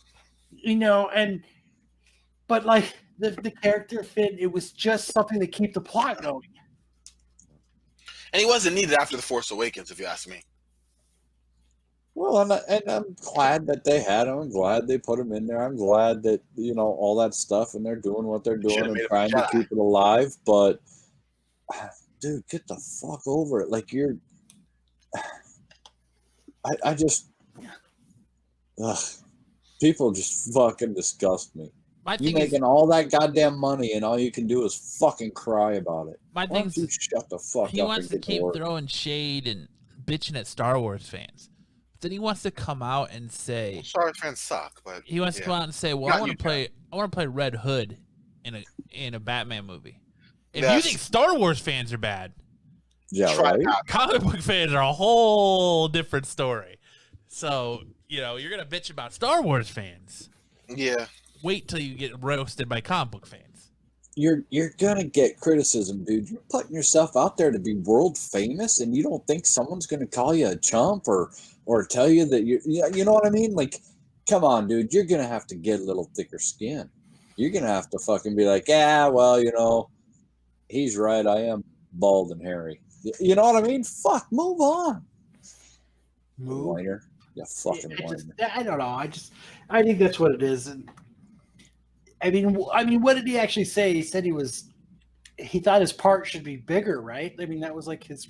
Well, yeah, he thought that his character was overlooked and that Disney and Lucasfilm doesn't know how to write ethnic actors of different race and color. And He there it knew, is. but he knew what part he was getting. He knew you know what I mean? He knew what the part was. He knew it wasn't, you know, like, oh yeah, Star Trek fans. Whoo, those are brutal motherfuckers. Live long and freaking prosper. Dude, Star Trek is the bomb. Wait, it's not Perspire? Why would they trying to get me fired up here? Grizzly Don't even Geek come says at me. the problem is when we save too many kids. Back in the day, if a kid choked on a marble, he didn't grow up to have small-throated kids of his own. Said soft generation. No. Wow. There you old guys go talking about the younger generation. Maybe. Hey, you said I'll go out back. I'll get a Switch. God damn it, Corbin! I will come to your house. Whoa. No. Here we go again, Chad. You call me old one more time, motherfucker. I'll bounce off the third turnbuckle. Wow. I'll show you old. Here comes the racism again from Chad. Boy, do you know who you talking to? Boy, you go outside and you pick your own Switch. I'm going to beat your ass with it. And then he comes in with a little one. You're like, no. Get another one. I'm going to beat your ass twice as hard. Yeah. You know, I'd be at New Mutants right now for Kyle. I'm messing. I deserve that. You can't blame Kyle for your lack of keeping up with Adonis. Why does everybody blame me? Why am I everybody's scapegoat? Kyle, I'm Weeby Geek scapegoat. I'm fucking Corbin scapegoat. I just don't get it. I love you, Kyle. we all love you. That's why we put you in there so much. Who else would I rather blame? Matt? Matt will get in his feelings and get mad at me later in the show. They'll come for me when I'm not ready. You're the couch crunchers then. Hey, I haven't said that to him in You haven't. months. You have in a while. But then he'll come for me, and then he'll be like, "What? You got to go so other people team up to burn me?" No, burn let's talk about who came for who last week. Like, you just kept trying to take shot after shot I was last just week. trying to crack a joke to keep the levity because the show was dry as my left elbow. Need to get some cocoa butter for that bad boy. Yeah, I was trying to be the cocoa butter, and you just weren't having none of it. I made a crack at Matt. What, Matt, you talking to me, Corbin? Why can't you talk by yourself? You always got to look at Kyle. Like, I'm trying to incorporate a conversation. He does. You got to look at Chad, too? Yeah, it's got to look to Kyle for backup. You do it by yourself? Like, no. Matt was going around picking fights. Everything I said. Yeah, so Matt says he had DC. I'm like, yeah, I think DC's okay, but what? What, you're going to run to Kyle now? Going to go talk to Chad? Like, no, I'm just trying to talk. Hey, why do you like the Ridner? I don't know. Exactly. Like, no, I'm not trying to pick fights anymore. I don't have the energy for it. Actually, I'll try again. I'm sure I will, but eventually. But no, I go to Kyle. We love Kyle. And Kyle. Come on, Kyle. You're an easy one to go. You're strong enough to take it. So now I'm talking like I am the glue that holds the podcast together. Grissom Geek says we would have had a show tonight if it wasn't for Kyle. God damn it! I fucked it up for Mike. I know. I'm sorry. Oh man. Tim says somebody mute Chad before you get tossed off YouTube. Chad is coming. Yeah, he's coming for it today. So what do you guys think about Batman? He's an old and saucy. Get the fuck off my lawn. His old age, yeah. Yeah. I do not want to see. Oh, I'm not going to go there. Anyway, let's continue. What were we talking about? Batman. Yeah, Robert Pattinson getting COVID as a few weeks after Batman resumed production. That motherfucker. I'm so mad at him for getting the cove. You know how bad your movie is when even God and Jesus are like, delay that fucking shit. Your movie's bad. I'm giving you COVID, bitch. Give him the you with the COVID. And delay that fucking shitty movie. Well, they shut down production for 2 days, resumed it today, and they're going to start filming scenes that he's not a part of. And they're building more sets, too. Yeah, and they're building more sets, and they're going to use his body double as a stand-in if there's a scene he has to be in. Is it Brad Pitt? No, it's not Brad Pitt. Does he stink?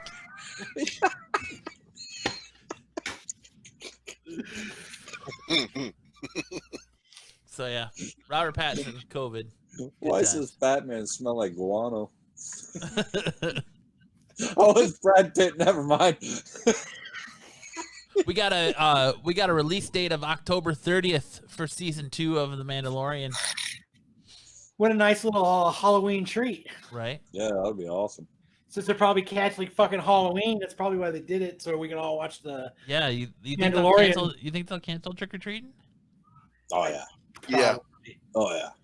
You know, a lot of people aren't going to have their lights on. It's going to be like, do you want candy or do you want COVID? Yeah, it's going to be a mess. They're not going to do it. Masked up. You all COVID candy. Speaking of, have any of you guys watched the first 3 episodes of The Boys yet? Not yet. Season 2?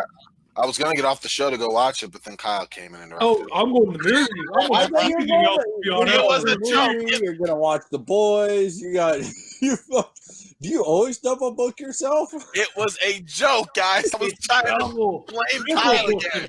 He triple books Now, himself because exactly. one he doesn't follow up on. So he booked himself with Adonis, doesn't follow up on that. So then he's gonna go to the movies, doesn't follow up on that. So I don't know how I try to make it. I don't know how you try to talk with no mic. And you guys take all the stuff I've done and go, can you hear me? What? Huh? Can you hear me? Yeah. I was making what? Oh my god! I gotta go.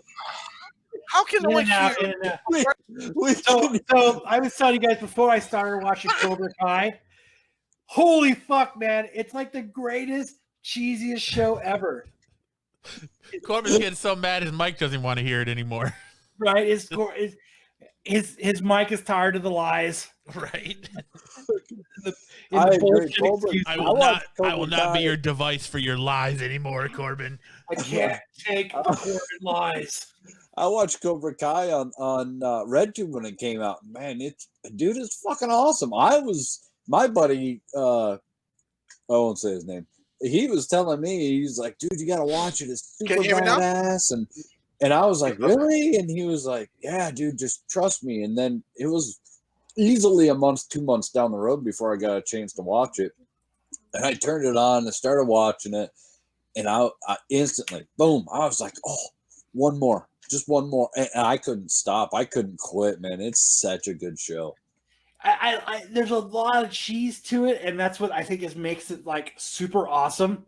Is there's just, just like when Johnny looks up at the LaRusso sign and all the memories of him losing comes back, and he has to it's just, I don't know. And then same thing with fucking Daniel's son is driving down the road, man. He looks to the left, dude. He sees the Cobra Kai studio, and all those memories come flooding back, dude. And it's fucking his whole life up because he sees this studio to the point where he's fucking he lies to up the rent so the dude can't have the studio open. Like, it's just, I don't know. It's just fucking funny, man. It's like, it's so cheesy, but at the same time, it's fucking. And the fact that I hope, I haven't seen it. I don't know what happens. I don't know if Johnny and Daniel fight again. I don't know. I'm only on episode 4. But if they do fight, I hope they play "You're the Best." You're the best. Well, and they already dropped a hint at the end of season 2 that what's her name is coming back for season 3, very quite possibly. Elizabeth Shue, isn't that who that is? Danielson's girlfriend from movie 1. Yeah, that'd be awesome. Johnny's original girlfriend. That Daniel the little New Jersey piece of shit stole away. That's why Kyle's last name is Stinson, because he's a Johnny fan, and he did realize that Johnny is the true hero of I Cobra would Kai. totally into to the Halloween dance with a skeleton fucking outfit on. Yeah. And Daniel was the protagonist. Daniel was the asshole. Dude, I swear to God, man, I want to start taking karate now. Hey, again. Winnie Cooper's not on, dude. I think I can do karate. I was gonna say, Winnie Cooper, date with Winnie Cooper, or take on karate. Tim says, somebody tell Chad that RedTube and YouTube Red are very different things. Well, not in my world. Because you're old. Because I'm old. I thought you were talking about a porn site, but I wasn't going to point it out. Eric says, I fucking love Cobra Kai, Never Die. Good stuff. Dude, it's there's just something about it. I don't know, like he doesn't give a fuck about teaching that kid until he gets his ass whooped. And he's like, damn, I shouldn't give this guy this fake confidence because he just got his ass handed to him. Yeah, but isn't that, that's the part that makes it so good that's just so, just real life. That's just is right. If you don't care.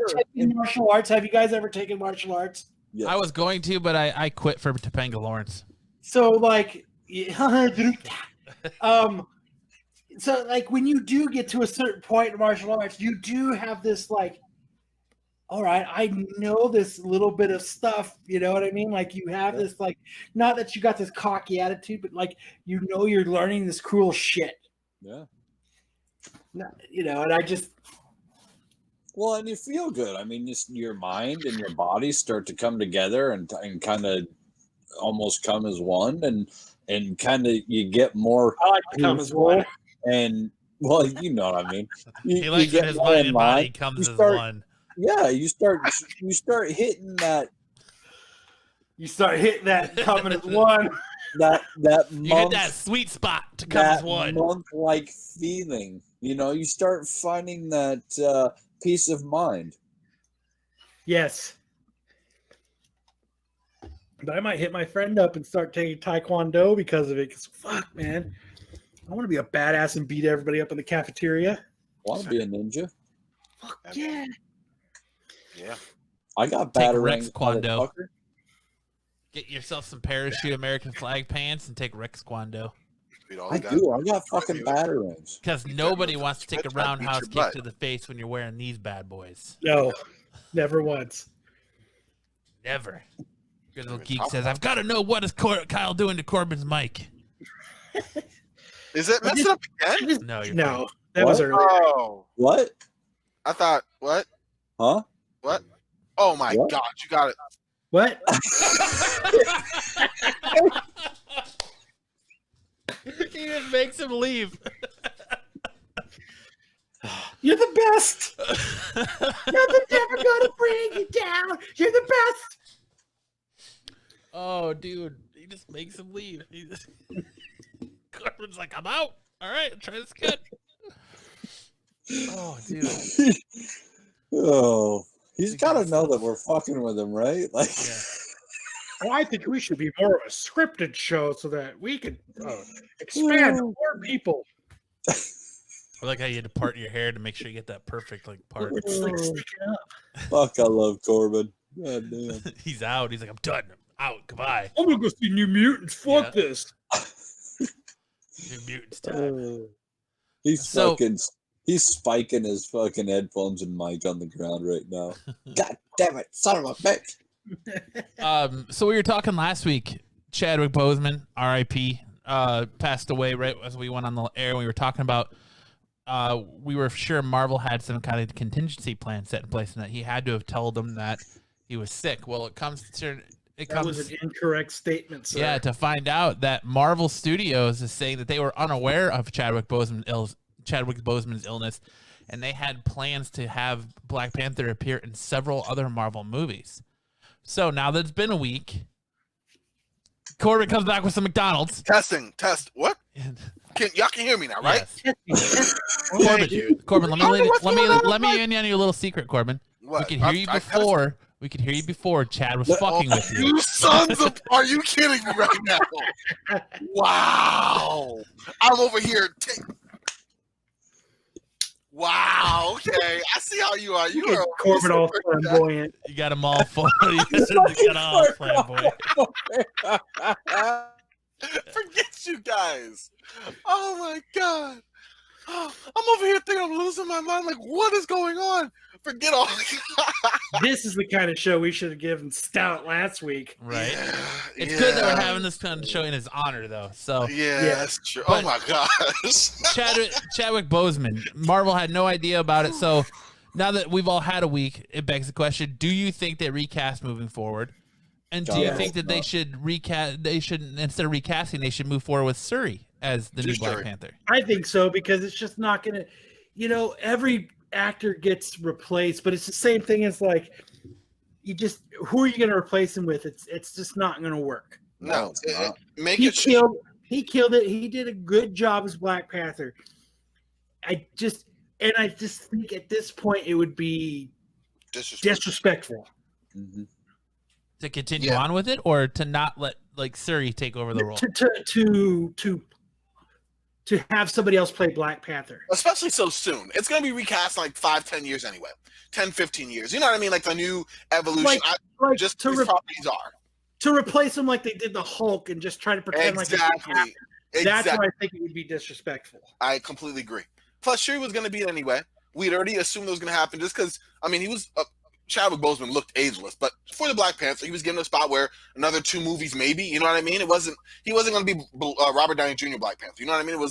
They were going to have Shuri as a backup plan anyway. It's unfortunate that plan is now rushed a lot more sooner than expected. But yeah, it doesn't make any sense to even try to, write him out gracefully, the same way that he was the Black Panther, bring in Shuri and keep it going.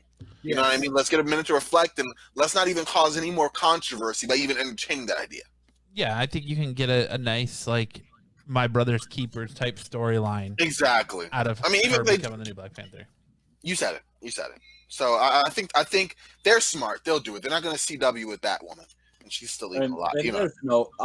There's no possible way that they did not know that he had cancer. There's That's what they no said. possible way. He kept it to himself because he thought he was going to beat it, and I'm sure he did. He was young. I'm sure that's what they told him. You're young. It's. I'm sure it's something that we can, modern medicine we can beat. Isn't that what Alex Trebek has, and he's fucking still going? No, they didn't. Alex Trebek had pancreatic cancer. Oh, okay. Which is like a 3% chance of living. Yeah, which is weird because you have way less chance even with getting a Whipple surgery. It's only, but the thing is, Alex got that last year. Year two, and Chadwick's been battling for 4 years now. So it just affects everybody differently. Everyone exactly. Part of the problem with colon cancer is that it is very susceptible to spread rapidly. And once it hits your bones and your lymph nodes, it is an end game. It comes back, and it comes back fierce, and it's just not fun. Erica asked in the chat, do you guys think that Disney would be fucked up enough to come after anyone legally because they didn't know? No, in this world of walking on eggshells and the amount of attention he's gotten from LeBron, the NBA, from every angle, Chad had a tribute. I think Disney, and I think this is a lot of companies right now, is you're scared now that he's, and I'm not saying like he should have been put in a bad light, but he's been put up on this pedestal, and everybody's done what they should. They should give a tribute to him, and they should, he was a great actor, and I think, but now, every company is so scared to have bad, angry people at them that they're not going to do that. Try this. Yeah. No, you said it. I mean, if anything, you were talking about how we've all talked about the social environment and how everything's changed. This is one of the immediate kind of Disney's been ahead of the class on that. You know what I mean? I mean, they did a 2-hour block with ABC of the Black Panther movie, eating a lot of money in that as a tribute, then followed up with a 2020 special. They're doing all the right things, and probably even then some. I mean, he was a man that was worthy of all of it, so it's not like I think they're going overkill, but just in the sense of doing the best that they can. I don't think that you'd see them suddenly stoop down to go, wait a second. Because everyone said that. Every tribute, people were saying, hey, we had no clue. I mean, Ryan Coogler worked with him on a couple movies, had no clue. You know what I mean? And that's the director. I get it, though. You have your right to privacy. Like, yeah. And he was a private person. I believe it. I'm going to beat this. Like, and that's a great attitude to have with cancer. Like, go in it like, hey, man, I've got this. What was he, 38? 42. 38?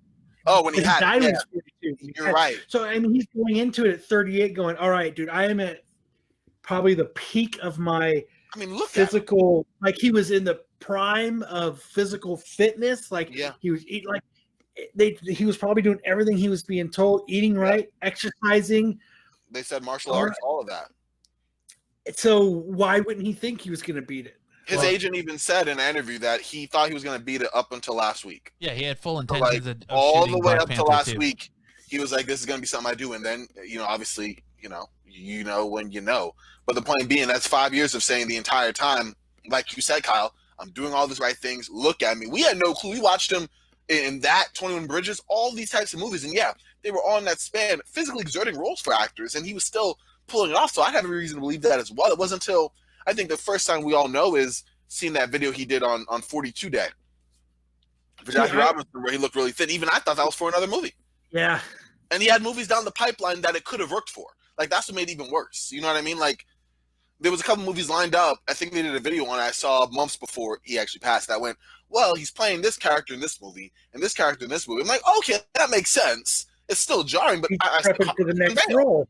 Exactly. And you're right. You said it. Like at a certain point, I still think at the end of the day, yeah, I get the real world politics and business aspects of liability and all of that. But I think that every person has the right to their privacy, regardless. Just because you become famous, like some of it, you relinquish some of that because you are becoming a celebrity. Some of that is part of the exchange of it. But then the day, like your core values and something important to you, if he had shared he got cancer, he probably, before the Black Panther, he probably wouldn't have been the Black Panther. If he shared he got it while he was doing it or after he had done it, all anyone would have cared about for that movie and any movie he ever did from that point on would be him in the battle with cancer.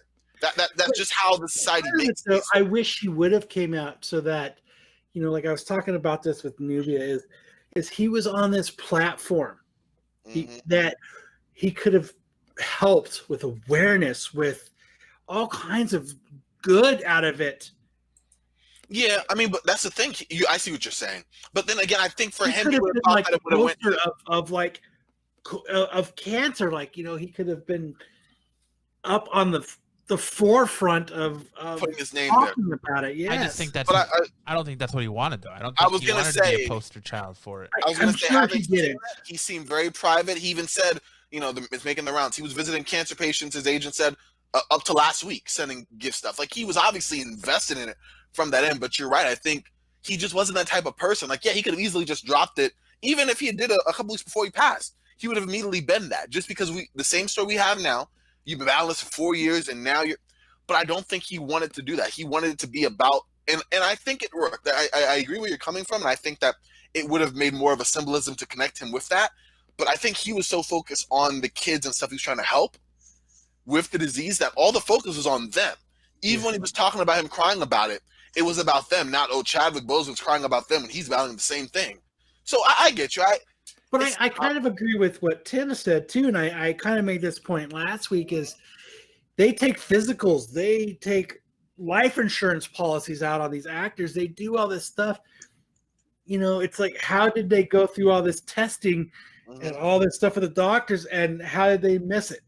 Well, I heard. How do you know he's not in remission when they? Who knows when they did the physical? So he could have been in remission. Well, it's two things. One, how like you're right. Somebody had to know, and it was a certain level. We'll never know the full umbrella of people who knew. Obviously, his family, his agent. So, what was the extent of who knew? Because the directors didn't know. So, what was the extent of who knew? And then also, I've been doing some research on that because I had the question. They were saying that for some bigger movie producers, if they're big name, no name actors, big name actors, that some of the liability it kind of comes and goes in terms of, are they going to do the due diligence, or hey, it's Christian Bale, hey, it's Tom Hanks, hey, it's whoever. We're just gonna we're gonna go with the movie.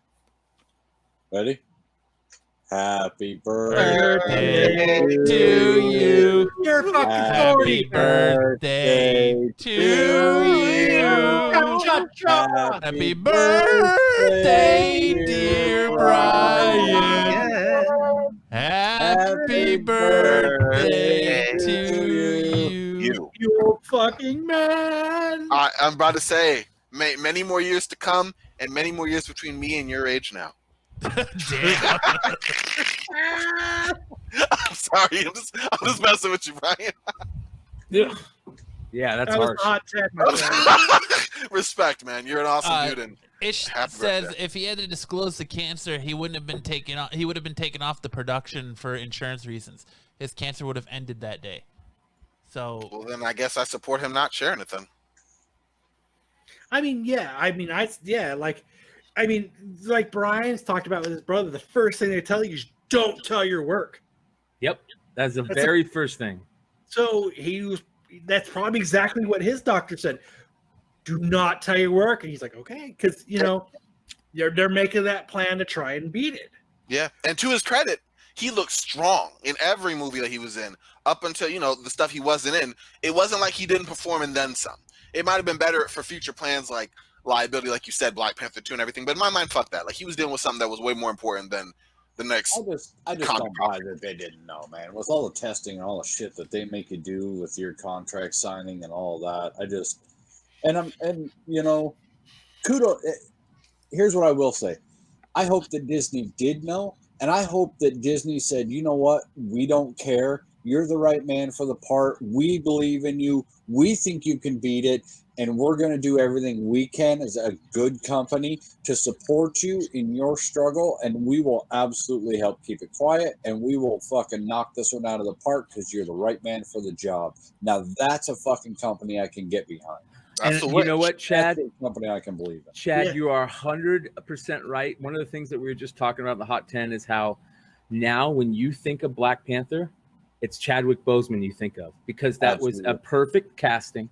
He was the right man for the role, and there was no reason that they should have or ever could any reason that take him off for that movie because of that cancer. Like they should have supported him in any way possible. If that is the case, that they didn't figure out some way to get rid of him because they didn't want to deal with it. And even if they didn't, the PR guy, if he comes out and says, you know what, we did know, and I lie to America right now. If you're smart and you're a good PR guy, you're going to come out and you're going to say, you know what, we did know, and we knew that he was the right man for the part, and we supported him 110%. I think what they're doing though now is they're give just him and his family all the money that you have and all that you have to, and you say we supported and we love him and we miss him, and that's the end game, and you will come out on top tenfold. correct, sir. Yeah, I agree. I mean, it's that. Oh, okay. Just disagreed just to be a dick. If your PR guy is so fucking dumb that he doesn't know how to play this and say, look, we love and support him, and that's the main thing, and we did from the beginning, then you need to fire your fucking PR guy. And chances are, it looked like they just decided to not say anything, and they just rolled with it. Just kept it going. Yeah, which good. I mean, he did as much as he could in his time, which it was cut short, but he did as much as he could in that time, and more power to him. So kind of staying in the realm of Marvel Studios, Robert Downey Jr. has confirmed that he is done with Marvel. No more. He's not going to do any more Marvel movies. I don't believe that for a second. They wave a big chunk of change in front of him to go do a voiceover for And he's AI. Iron Man. Yeah, he's Iron Man. Yeah. I mean, after that Doolittle movie, yeah, I'd be whatever you want me to be. I'd do the Stan Lee cameos. He does apparently have a cameo in Black Widow, but apparently it's a cameo that was already shot that people have seen that was actually a deleted scene from Civil War. So He'll yeah. I mean, I get it, but like you said, I'm sure something will bring him back if they need him. So with that Money said, talks, absolutely. bullshit walks. Especially since it's Well, I'm sorry, tag along. With that said, I mean, okay, here's another perfect example, just like Boseman. Can you ever show or recast Iron Man? You're never going to get anybody. Riri Williams. Yeah, but you're not. That's what I'm saying is like you can't have. You can do a Riri, but you can't do Tony Stark. Tony Stark is Robert Downey. That's it. So you're as Disney now. You're out Black Panther and you're out Robert Downey. But here's why I got to say this, Chad. I think that eventually they will. I mean, look at it. If we didn't have the best Batman that we've ever had, Val Kilmer, we would never have had if we kept the philosophy of using that one Batman. We would never have gotten to him. You know what I mean? For Superman, think about it. Christopher Reeves, he was a good Superman, but he needed to walk so that Henry Cavill could run. You know, like eventually we're gonna want that character again. And so whether or not, I mean, look, how many of us right now we are excited? My are hard for Robert Pattinson as Batman. I'm just kidding. The point being is that eventually, I yes, think we know your nipples are hard. We saw you massaging them earlier. Oh. Anyway, we're gonna recast. Okay, so for the next, gonna happen. You've got 5 to 10 years before you can even think about a recast or another movie or a tie-in or a cameo or anything with those two actors and characters in that movie, because it's You know what I mean? Like Batman, okay, they had, years in between before they started to recast or before they started to. I see what you're saying. Not only that, but how many scripts are there for Batman? I mean, you got Year One, you got, Gotham by Gaslight, you got fucking all of those different storylines of Batman, and then you've got Iron Man. Like, how many different Iron Mans are there?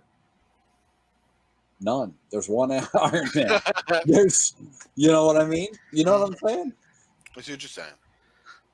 That's what I think. That's why I think it works a little bit with Batman, because you do have the Frank Miller Batman. You've got you've got all these different versions of Batman. Yeah, you don't really have different versions of Iron Man. Exactly. You want a gothic one? You go to the first one. You want we don't have to go into why. They got a young one. They've got an older one. They've got You got Val. Yeah. Kind of sticking real quick in the Marvel Studios, Natalie Portman has arrived in Australia to start filming her scenes for Thor: Love and Thunder. So that looks like Marvel Studios movies are getting back under production. Yay. Did you guys ever watch Between the Two Ferns? Yes. Yes, I love it. Okay, one of my favorite is when he is sitting there with Natalie Portman and he asks her, "You shaved your head for V with Vendetta. Did you shave your pussy?" The way he says it, I was not expecting it. And the way that your V for vagina, that's what he says. "Did you shave your V for vagina?" And the way he says it, when he delivers that line, I fucking lost it. I will forever and ever, every time I hear Natalie Portman, all I can think of is Between the Two Ferns. When he asked her, "You shaved your head for me," it was absolute hilarity. All right, Brian, you ready for the hot 10? Well, before we did the hot 10, I was going to talk about Jason Fabok having to apologize to comic goers for shops charging $50 to sign 3 Jokers. I think that's shitty of the comic book store. Because, I get it. He charges X amount, $15 to do, you know what I mean? Like, he's got a fee. I see it in two ways. I see it was smart because, you know what? Right now, most businesses are having to think outside the box to keep income coming in. So I see it as, okay, this is how we're going to get, people are going to line up to get this thing signed.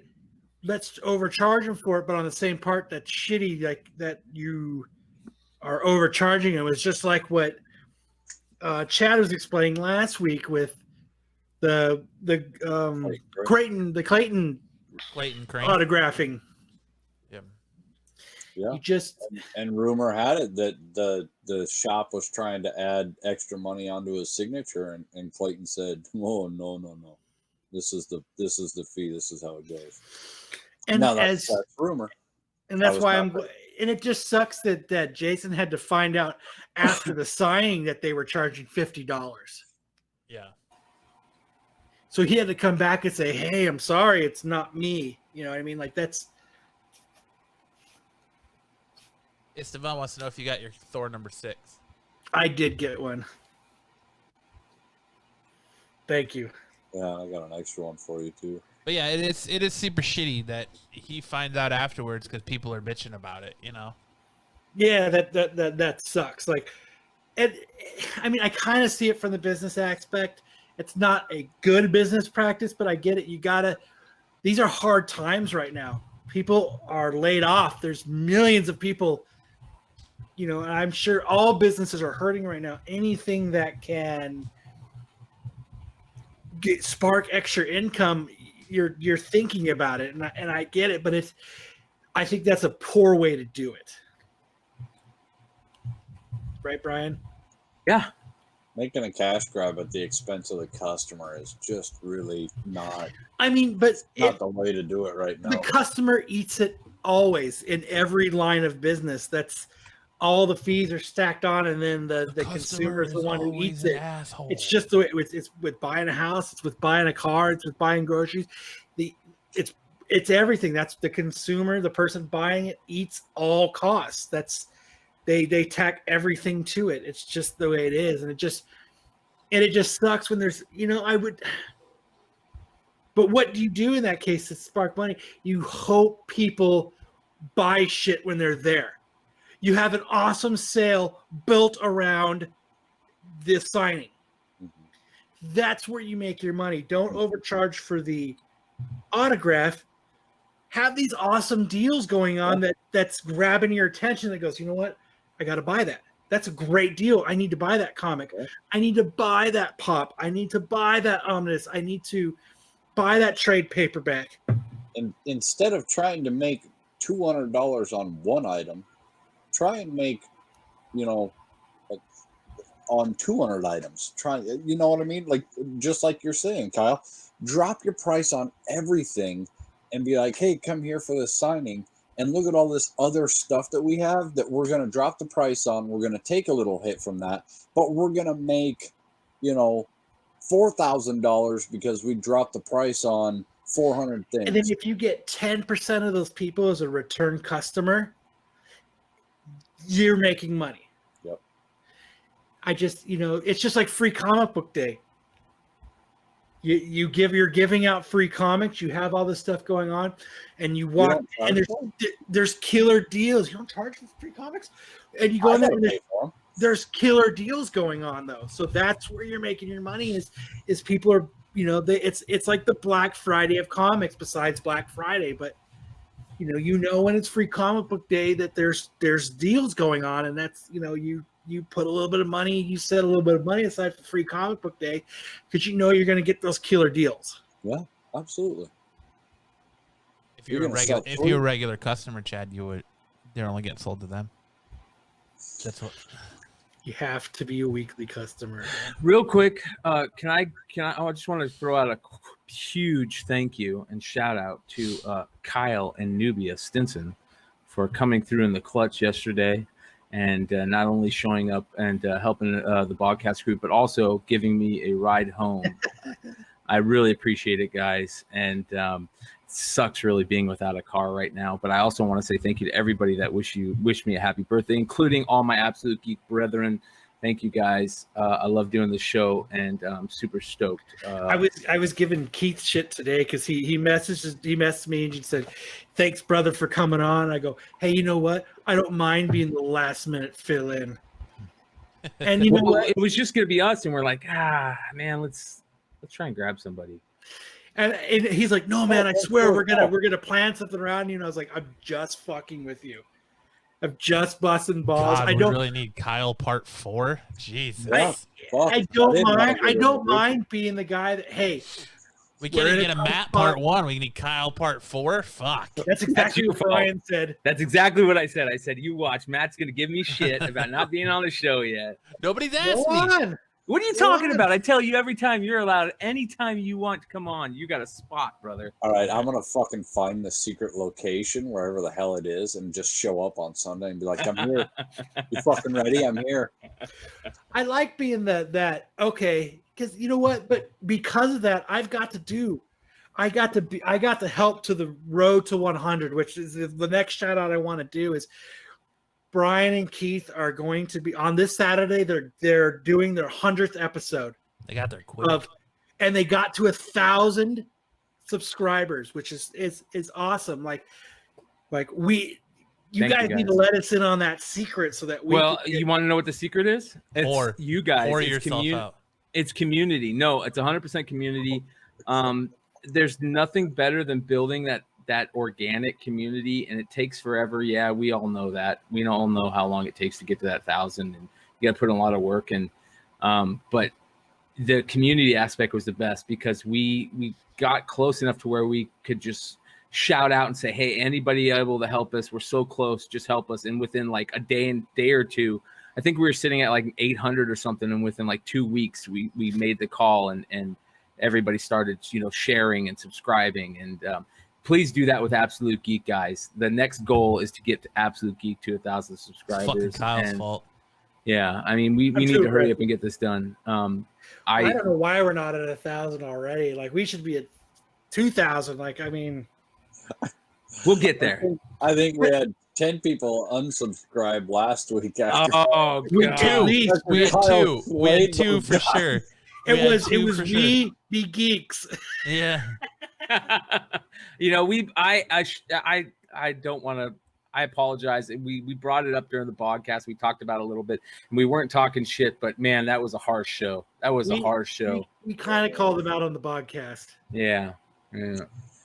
But hey, listen, that's what it is. That's what it's about. Sometimes, you know, groups don't mesh and this and that. And listen, those guys were probably really good guys, but it just didn't work out. We're two totally different groups of people. Our show is about razzing each other and having a good time. And you know, more than anything, you know what Absolute Geek is to me, and I've talked about this with Matt and Kyle incessantly, is that this is my place that I get to hang out with my friends and bullshit. Like we're going to get a drink, or we're at, you know, just sharing a joint or something. That's like a circle, you know what I mean? That's what it is. Yes. It's have business The whole meetings. part. Yeah. The whole 9 yards. No Hold the Barred podcast, man, and everything gets to flow out here. It's part of the reason it's so much fucking fun. I understand we're not an easy podcast to go on. It's not easy for, you know, people to. Damn, I was one of the unsubscribed. It's not easy to come on here and mesh with us, because we are hard, we are fast, we are crude and in your face. So it's hard to come in here and mesh. But I think Corbin put it perfectly. Is you hear him say at the beginning of it, "Oh, well, you know, we're just getting warmed up. This is like us after dark." And Corbin's just like, "When's dark coming?" Because it never came. We're still waiting. Yeah, we're still waiting for after dark. Your glow plugs It's burned like out. I was saying earlier. It's our best feature, and it's what hinders us. It's just the way it is. So You take the good, you take the bad, you take them both in there. You have the facts of life. and I get it, and you know, I it's just the way it is, and it's all right. Let me tell you this. For anybody who's out there who's going to be a guest on a podcast, for the love of fucking God, if you have a bandwidth issue, tell them ahead of time before you're going on a live podcast, and don't try to use it as an excuse later saying, "Oh, well, we had bad bandwidth, so that's why it sucked." That's why we had a 10-second delay. And After you've made other excuses. Yeah. That's also why I love If you guys being tired. were here last week in the chat to watch it, you got to see it. But that was the first time. Kyle, behind the scenes, Kyle and I have had discussions many times about, should we put an episode out? Should we put an episode out? And Kyle is always a strong advocate for putting the episodes out regardless. That was the first time he was like, "You got to pull that shit. Don't even put that out. That's got to be gone. That's just got to disappear." It just wasn't worth putting out, and I am like, Matt and I have gone round and round where he's like, "We don't need to put that out," and he's like, "You know what? We put out the good, the bad, the indifferent. It just doesn't matter." But that was a new level that just it wasn't doing us any favors. Like, everybody could take, okay, that was just a bad episode, but we mustered through it. But it was too much. Like, you know, like there's sometimes where we get where there's that 20-minute where like, fuck, man, it really brought the show down. But it's just not something. Yeah, and it's just, you know, and I'm sure, like we said earlier, I'm sure they're great guys. I've listened to their podcast. It's a fine podcast. If you like a monotone, it's good scripting. It's good scripting. It's a good even keel podcast. And that's great. That's it works for a lot of people. It's not going to work. It doesn't work for us, and it doesn't mesh with us. And I hope them both the best. They seem like nice people. Yeah, they're both great guys. And I didn't mean any of them ill will. I'm a lot to. You're just a dick. Kyle's a dick. Let's just be honest. He's a dick. I am. Sometimes I'm a lot to take, and I know I am, and sometimes I can't help it. We love Dick Kyle. You know, Kyle has had enough when you see this. and he just keeps He's sinking lower. lower. Yeah, he's just lounging sink back lower. farther and farther. Lower, yeah. It was funny because when I came back, he kept on texting me. He's like, "Bro, take my spot. Take my spot, please. Take my spot, please. Take my spot, please." And I'm like, "Nope. I just fucking with him. I'm like, "Nope." He said, "Come on, man. And finally, he's just like, Yeah.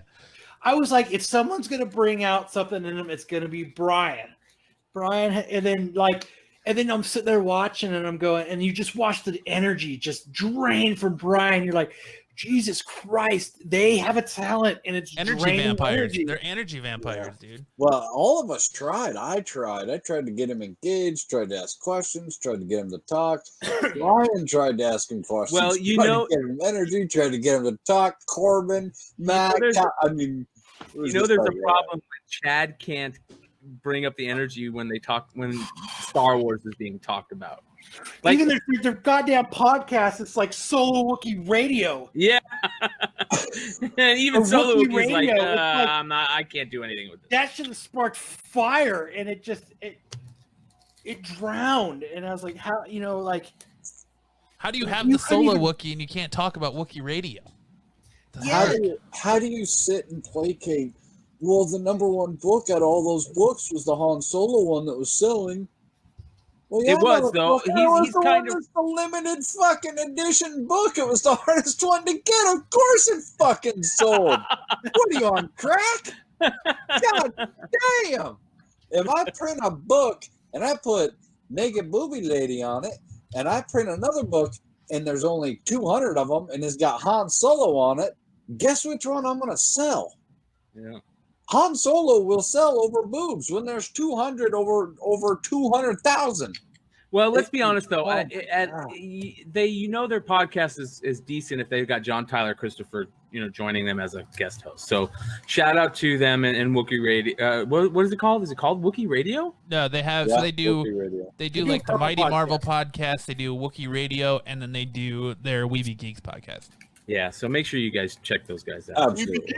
And they're doing something right. They're scripting it right. They're Yeah. planning it right. And some of their shows, like I said, I went back and listened to a couple of their shows, and they were pretty good. I mean, they were pretty legit. But again, it's hard to keep speed with us because we live, bitches.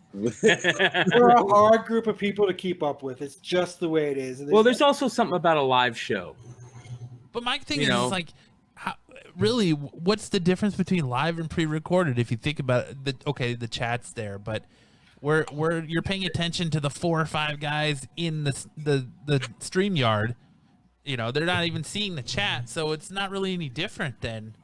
Well, and that's what I was explaining yesterday on the podcast when we were talking about it. It's the only difference is what we say. Is out there right off the bat. You can't edit. We Yeah, can't you take can't it edit. back. You can't cut that out. You can't. You pre-record it and you fuck up, or you say something stupid. You can mark it at 18:50 seconds, and you can go back and cut it out, and nobody knows the difference. But Here, you know right what's here, where Chad is racist. It's just the way it is. Yeah. When you drop an off-kilter cancer joke and fucking the guest I didn't go, know about that until "Oh my yesterday. God. So I didn't know about that. I told the And story. we're all on laughing, podcast and yesterday. I didn't hey. want to. They wanted me to tell them. I didn't want to. I said no. And then he told it, and we were like, "Ooh, bro, that was bad, bro." Yeah, and I was like, I got the same reaction as you guys, and I was like, I don't want to tell it. That's why part of me was glad that it got pulled, because I was like, all right, good. This shitty, comment. this bad answer joke. Out of the That the joke 6 was years, fucking funny, and you I've don't been- let anybody ever tell you different.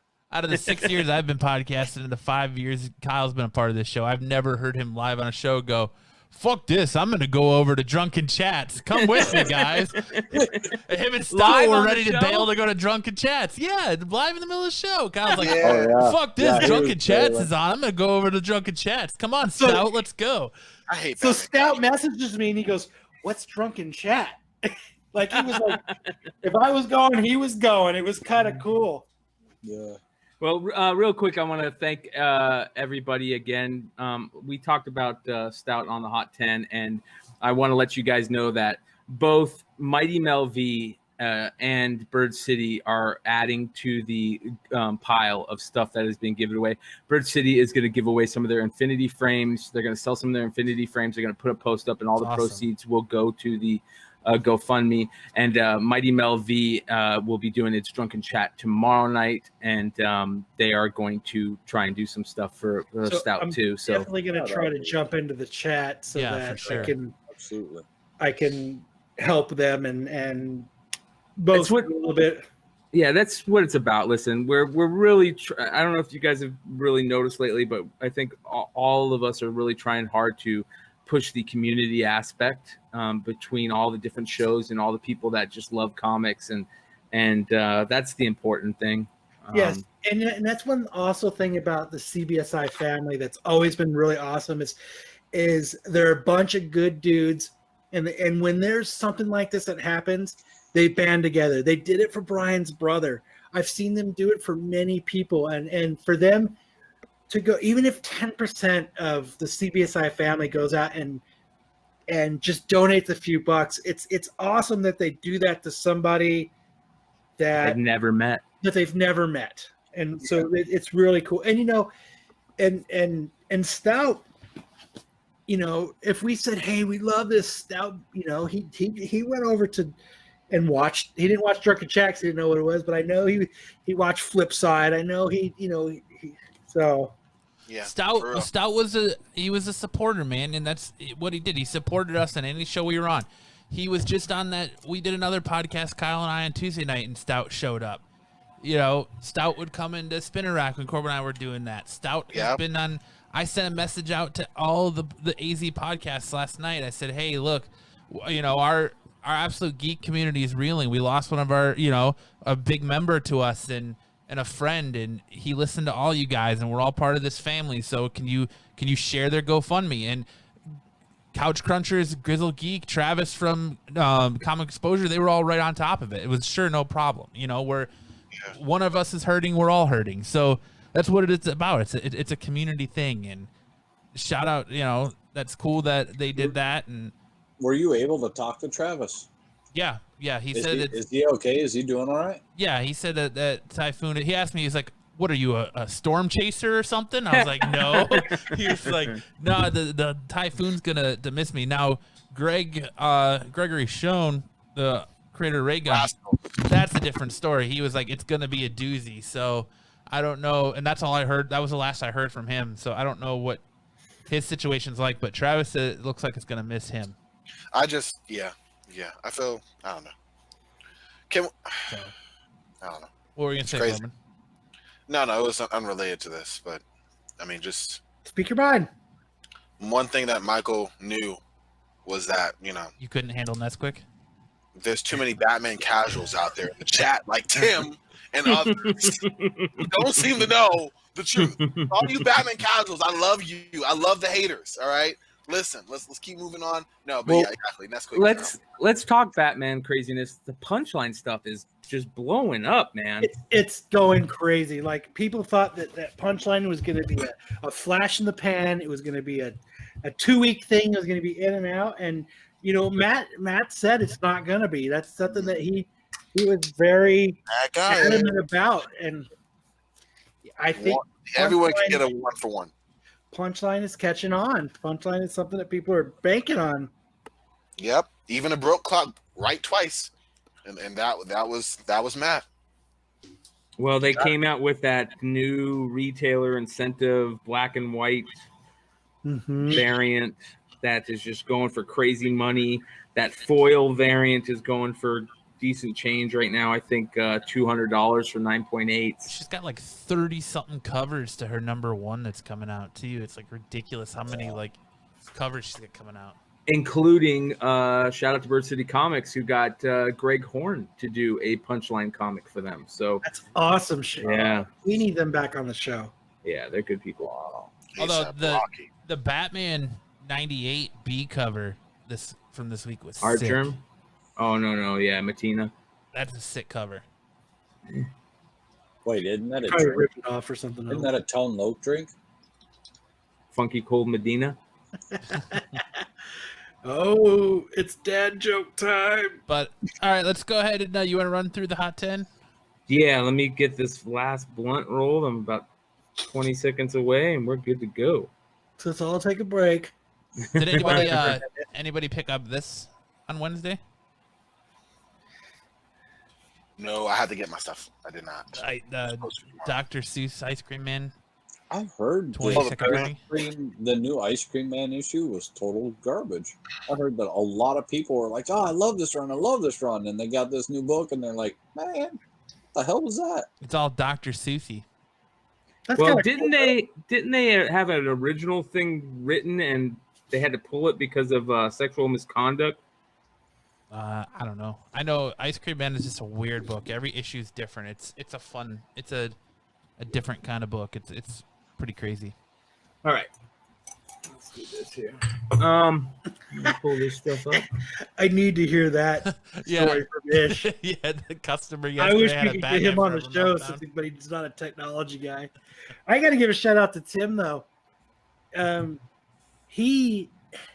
this is another thing that I'm going back to. I'm circling back around is the way we are. Is Tim heard the story of the whole thing with my books not being in my pull box. He messaged me. He said, "My comic book store owner will take care of you. He'll ship them to you every week, every month, however you want. You let him know your pull list. He'll make sure you get every book. He would love to have you as a customer." He's like, "How hard is it?" He's like, Yeah, I'm sure you how would. hard is it to find loyal customers?" Oh, I want Kyle to be my loyal customer. That's what it is. Huh? Oh, Just fucking Right gagging back. on them balls, huh? I mean, it's not like I Yeah. spent $1,000, but he was like, You fucking spit on how that many loyal- shaft before you work it, Kyle, from a distance, virtually. Just another person out there that's showing a good customer is worth keeping versus the store where you have a box. Exactly. Lots of them out there, and just why this one would do you wrong like that is just they make it right. You're right. You said it. like petting a dog the wrong way. And Sooner then or later, you're the gonna get post from them today. Jesus Christ. Oh well. I'm not even All right, let's talking do the about hot it 10. yet. Let's go hot 10. Let me add this. Hot with it. Lean with it. Rock with it. Hot with it. All right. Let's start off with the first honorable mention. The Phantom Stranger #1, a CGC 2.0 sold this week for $1,100 with a detached cover. Damn. That's a It's a cool cover too. It's a 20% increase over what a 3.0 sold for last year. But yeah, crazy. Golden Age nuts. It's just crazy. But this one's a cool one. This is the other Golden Age. This is Amazing Heroes 131. You guys know I love books like this. This is one of those comic, fanzine type things. Kind of like Wizard. This is 131. This is got the drawing. It's an interview. There's an interview with Todd McFarlane in this, as he's prior to him taking over Amazing Spider-Man, the art. And it's really good. He's talking about how, he hopes he doesn't mess it up and this and that. But it's also got a picture of Venom. It's one of the early pictures of Venom before 298 and 299. And Space Ghost is on the cover. That's a If you character don't we like need a movie Space of. Ghost, We need a Space Ghost movie. Venom. absolutely. Venom. Fucking love Space Ghost. Yeah. Ghost, man. That show was so damn funny. But this book right now went from a $50 book raw to a $200 book. So if you can find this, it's a $200 book. Yeah. That huge increase though. Just because I don't know. That's a good question. I have no One of my idea. parents. I have no idea. Number 10 is It Eats What Feeds It. Number 1, this is the second printing. This is a $15 to $25 book right now. I think this was available only at the Scout website. But I think you might be able to still go over and pick it up there at cover price. So maybe not anymore, but since this list got yeah. Yeah, it's going for $15, $25. Second print, It Eats What Feeds It Scout Comics book. And one of the interesting things that I did talk about on the Hot 10 was the Jesse and Scout Comics thing they have going on, where they're going to team together, and Scout's going to have a comic book shopping network spot, which is going to be interesting to see how they play that. So very cool. Number 9 is a Tomahawk. Number 0, this is a Donny Cates book. This was cover price if you could even sell it until earlier this week. Now it's a $25 book raw. The NYCC. That was an oversized book. It's yes, not a regular comic book size. Yeah. Jesse James actually has a variant of this, I believe. But the NYCC foil version is like $85 to $100 right now. The regular book is going for $25 raw. The reason why is because Donny Cates came out and made a tweet that said, "A tomahawk will rise again. Trust us." But that means it's going to be in his new event where all the different crossover. Crossover. So if you have this book right now, it's a perfect time to sell it. This one's crazy. You guys want to hear something crazy? Batwing number 19. Like the cover. This is Luke Fox spec. The price definitely moved up after DC Fandom, but not like it did this week, as it spiked from an $80 raw book. This was an $80 raw book. You know how much it is now? Probably $175 to $200. Damn. Why? I don't get it. Why? Yeah. Luke Fox. I wish I had Batwing 19 right now. Yeah. Number 7 is actually a book that is going to be given away as part of the Michael Stout raffle. I'll be giving away this book. So for anybody that gives to Michael Stout's GoFundMe, just make sure that wherever you guys are coming from, whether it's Absolute Geek family, Drunken Chat family, Flipside family, wherever you're coming from and you've heard it from, go on and make a post, what family you're coming from on the GoFundMe. And this is a book that you can win once we... Brian and I will be keeping tight reins on checking on it. So yeah. We're going to give away. But after being a very consistent seller for about the 200 to 250 range for a 9.8 over the last 3 to 4 months, the news that Sony is going ahead with a Silk TV show, we don't know for sure if it's going to be animated or live action. Some rumors are live action, some rumors are animated. I thought it was animated. A lot of people thought that too, but on Hot 10, a lot of people were saying they've also heard live action. So we don't know for sure yet.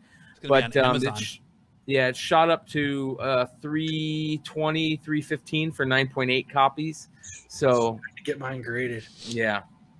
Number 6, Black Panther number 5. The first full appearance of Shuri as Black Panther shot up from a $20 raw to $100 overnight. There is a newsstand version of this that sold for like $1,000 in 9.8. So yeah. Number 5 this week. Well, one thing before I move forward is, I don't know if you guys noticed, but it's very interesting because you look at the Hot 10 right now, the majority of the books on the Hot 10 are African American superheroes, and it's really cool to see that.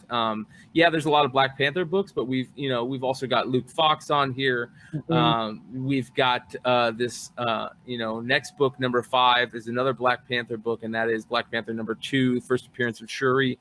This shot up from a $250 9.8 to $600 in 9.8. Brian? Yeah, I do. Yeah.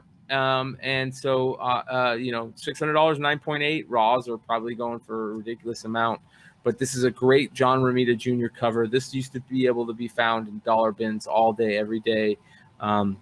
This was a great book to find in stores. So, but that's number 5 this week. Black Panther number 2, first appearance of Shuri. But here's another African American hero, number 4. This is the Miles Morales Spider-Man number 18, the birthday variant, which was just announced. It was a 1 per store Ron Lim variant. It's going for $60 to $70 at the gate. So yeah, and look at all the characters on there. You got Shuri. Not Shuri. You've got Ironheart, Kamala Khan, Miles, Silk, Riri. You've got Sam. What's his name? Nova. A lot of young characters that they're pushing.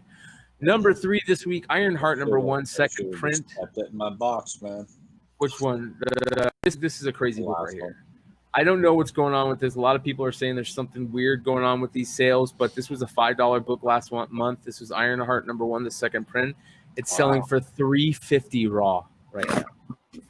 Wow, I wonder why. And we can't find out why. We don't know why. A lot of people feel like there might be something weird going on, people that are selling it, but we never know. This could be legit sales. But Disney, I think it's Disney plus Young Avengers spec is what it is. Because but There's a this is lot of Young going for Avengers more. This is going for more than a Riri first appearance. interesting. Yeah. But number 2 this week, gorgeous book, Claws of the Panther #1, the Stephanie Hans 1-in-10 variant with Shuri on the cover. What a gorgeous book. This is one of my favorite covers, and I'll tell you why. Obviously, the Shuri is just savage with the teeth necklace, the fur-rimmed cape, the sick-ass image of Shuri on the cover. But I love books that have comic books in the background like that. I just love books like this. This is a beautiful cover. This was a $20 book about a week ago, but now it's at like $125, $150 plus raw. So very cool book. But #1 this week, Rise of the Black Panther #1, the movie variant. We believe this was a 1-in-10 variant, but we're not 100% sure. This is one of the few books that has Chadwick Boseman on the cover with his mask off. This was a $5 book a couple months ago, but now it's a $100 book raw. Nice reminder of how good he was as Black Panther. This is kind of what took us into the conversation that when you think of Black Panther, you think of Chadwick Boseman. Yeah. And how good this movie was, how good the creation of the suit, like the Black Panther suit in this movie was amazing. Perfect. It was, just such a good, they did such a good job with this movie, and it's really sad. It's just, we've already talked about it once tonight, but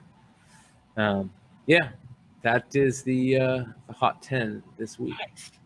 That's a nice Hot 10. That was a good Hot 10. That was good. Yeah, it was a good one. You guys get any Wookiees cookies this week? I got some Mega Man variants. Other than that, not really.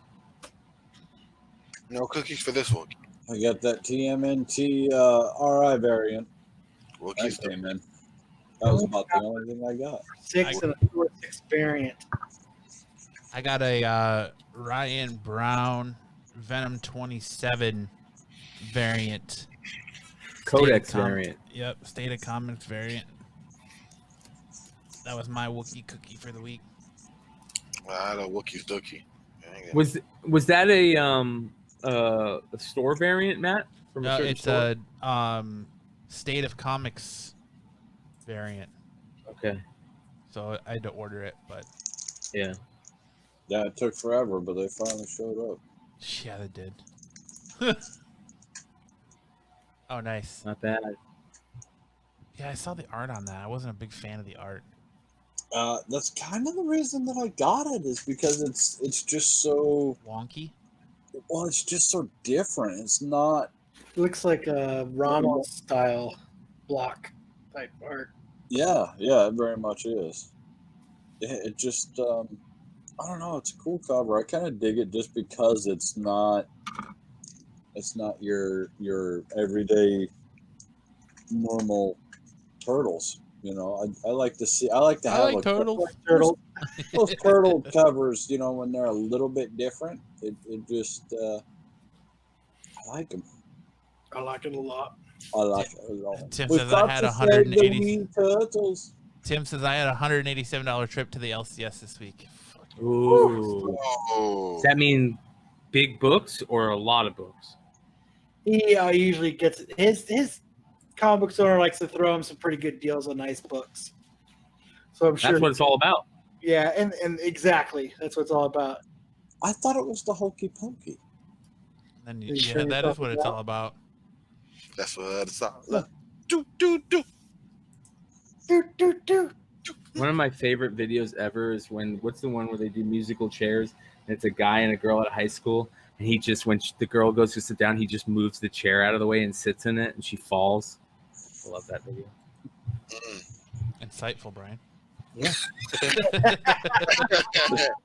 It's very like the Hokey Pokey, but a little bit more like, fuck you, this is my chair. I felt like for a minute there I was on the Weeby Geeks podcast. That's how riveting that And was. after that, Anyways, what else we got here? Let's get into a little bit of odd news. Tonight, the Six Dad World primetime special with people just like you, only more pathetic. It's a bit nutty. You're crazy, man. You're crazy.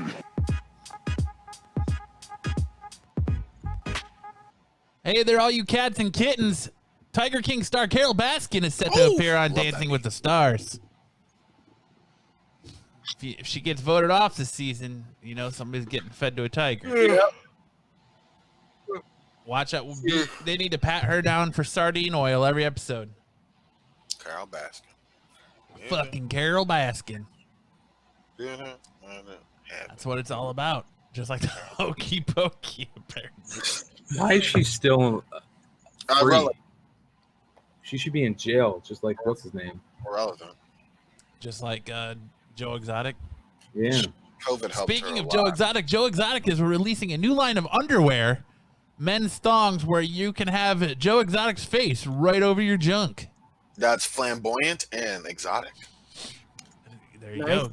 The word flamboyant. Thank Yes. you. And Thank you. exotic. My God.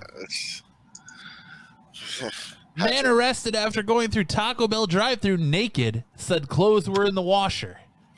Happens all. Hey, man, you need a 7-layer burrito. You need a 7-layer burrito. You need to get that Mexican pizza before they take it off the fucking menu. Double decker, baby. There you go. Double decker. Those things are genius, man. Yeah, it says the Oklahoma City police were called to the Taco Bell just after 9 p.m. on Saturday.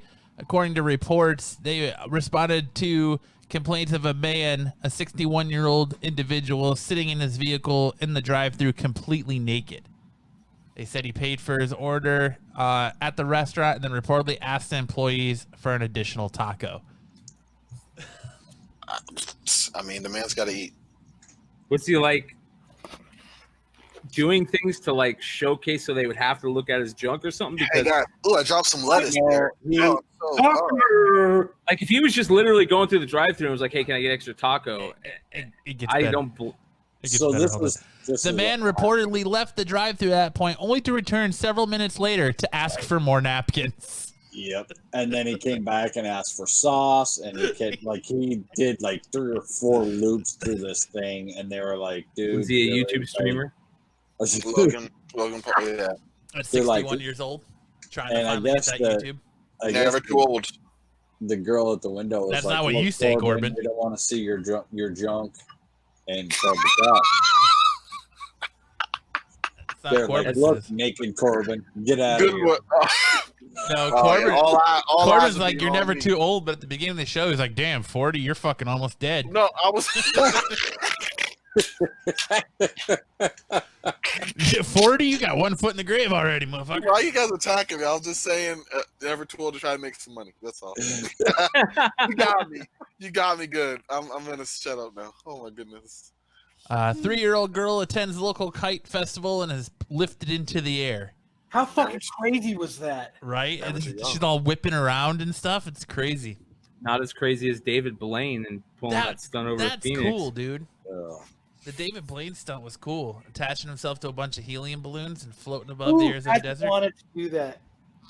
I remember when my daughter was a little, she was like a few months old. I wanted to go to like Party City and buy as many helium tanks as I could because I wanted to see how many balloons it would take to lift her off the ground. And Nubia got so fucking mad at me. Yeah, of course. And like I didn't want her to like float away, but if I could just get her like 3 feet off the ground, like how fucking cool would that be? Like And she you know, would probably love it. yeah, she would. Yeah, hell yeah, everyone would have loved it. It would have been awesome. Just I didn't want her. You know what? And I would have said I would have bought a BB gun, and she started to float away. I would have shot the balloons, and she would have just gracefully came back down to the ground. Gracefully. thing fucking tips over and she falls face first. on the Hurdles, ground. just Yeah. life-threatening, plummeting. Yeah. No, there's no grace in that death. So did anybody hear? How did it go with David Blaine? Did he just go up on the chair with the balloons and then come back down? No, Like, dude. that was- he So wasn't there's in a no chair. chair. Yeah, it was like attached to a harness that he was in, and he's holding on to him. And he, Well, no, he it went- was attached to a harness. He didn't have to hold Yeah, on to no, shit. but No, he he was had to- holding it. But He parachuted down. yeah, he was attached to a harness, and it lifted him up to where you could see on this video, you could see the curvature of the Earth, and then he fucking let go and parachuted back down to Earth. Yeah, so where are the flat earthers now? Yeah. Right? They're David all Blaine's around the approved. globe. So Yeah. what was this trick? Just to go up and Just to do it. Yeah, parachute it was, down? like he said, it was his like a childhood fantasy. Like everybody who's seen Webster growing up wanted to float away on balloons, Or the movie Up. or the movie Up. Or the guy that did the exact same thing here, strapped in a chair with a fucking bunch of beer and everything back in like '68. Who else did it with a bunch of weather balloons? Somebody did it with a bunch of weather balloons. Yeah, back in what the hell was That that? Red Bull guy did it with a weather balloon, went up to the space and jumped from space. Remember that guy? That Yeah. guy was crazy. Yeah. I remember watching that live from work, just going like I was on the edge of my seat, just like holy shit, man! This like I was nervous. And don't forget Bubble Boy. Hey, way to make the news there, Fort Collins, Colorado. There you go. Colorado represent. Yeah, there's a representation my hometown can live without. And that in Florida, all the odd news, they repping all the time. No, I'm kidding. I mean, They I've do always, rub all the I've time, always though. wanted to be able to do that, lift up with a bunch of decks. He's not alone in that quest to lift up with a bunch of balloons. But I swear, like Chad is saying, there's other people that have done it before.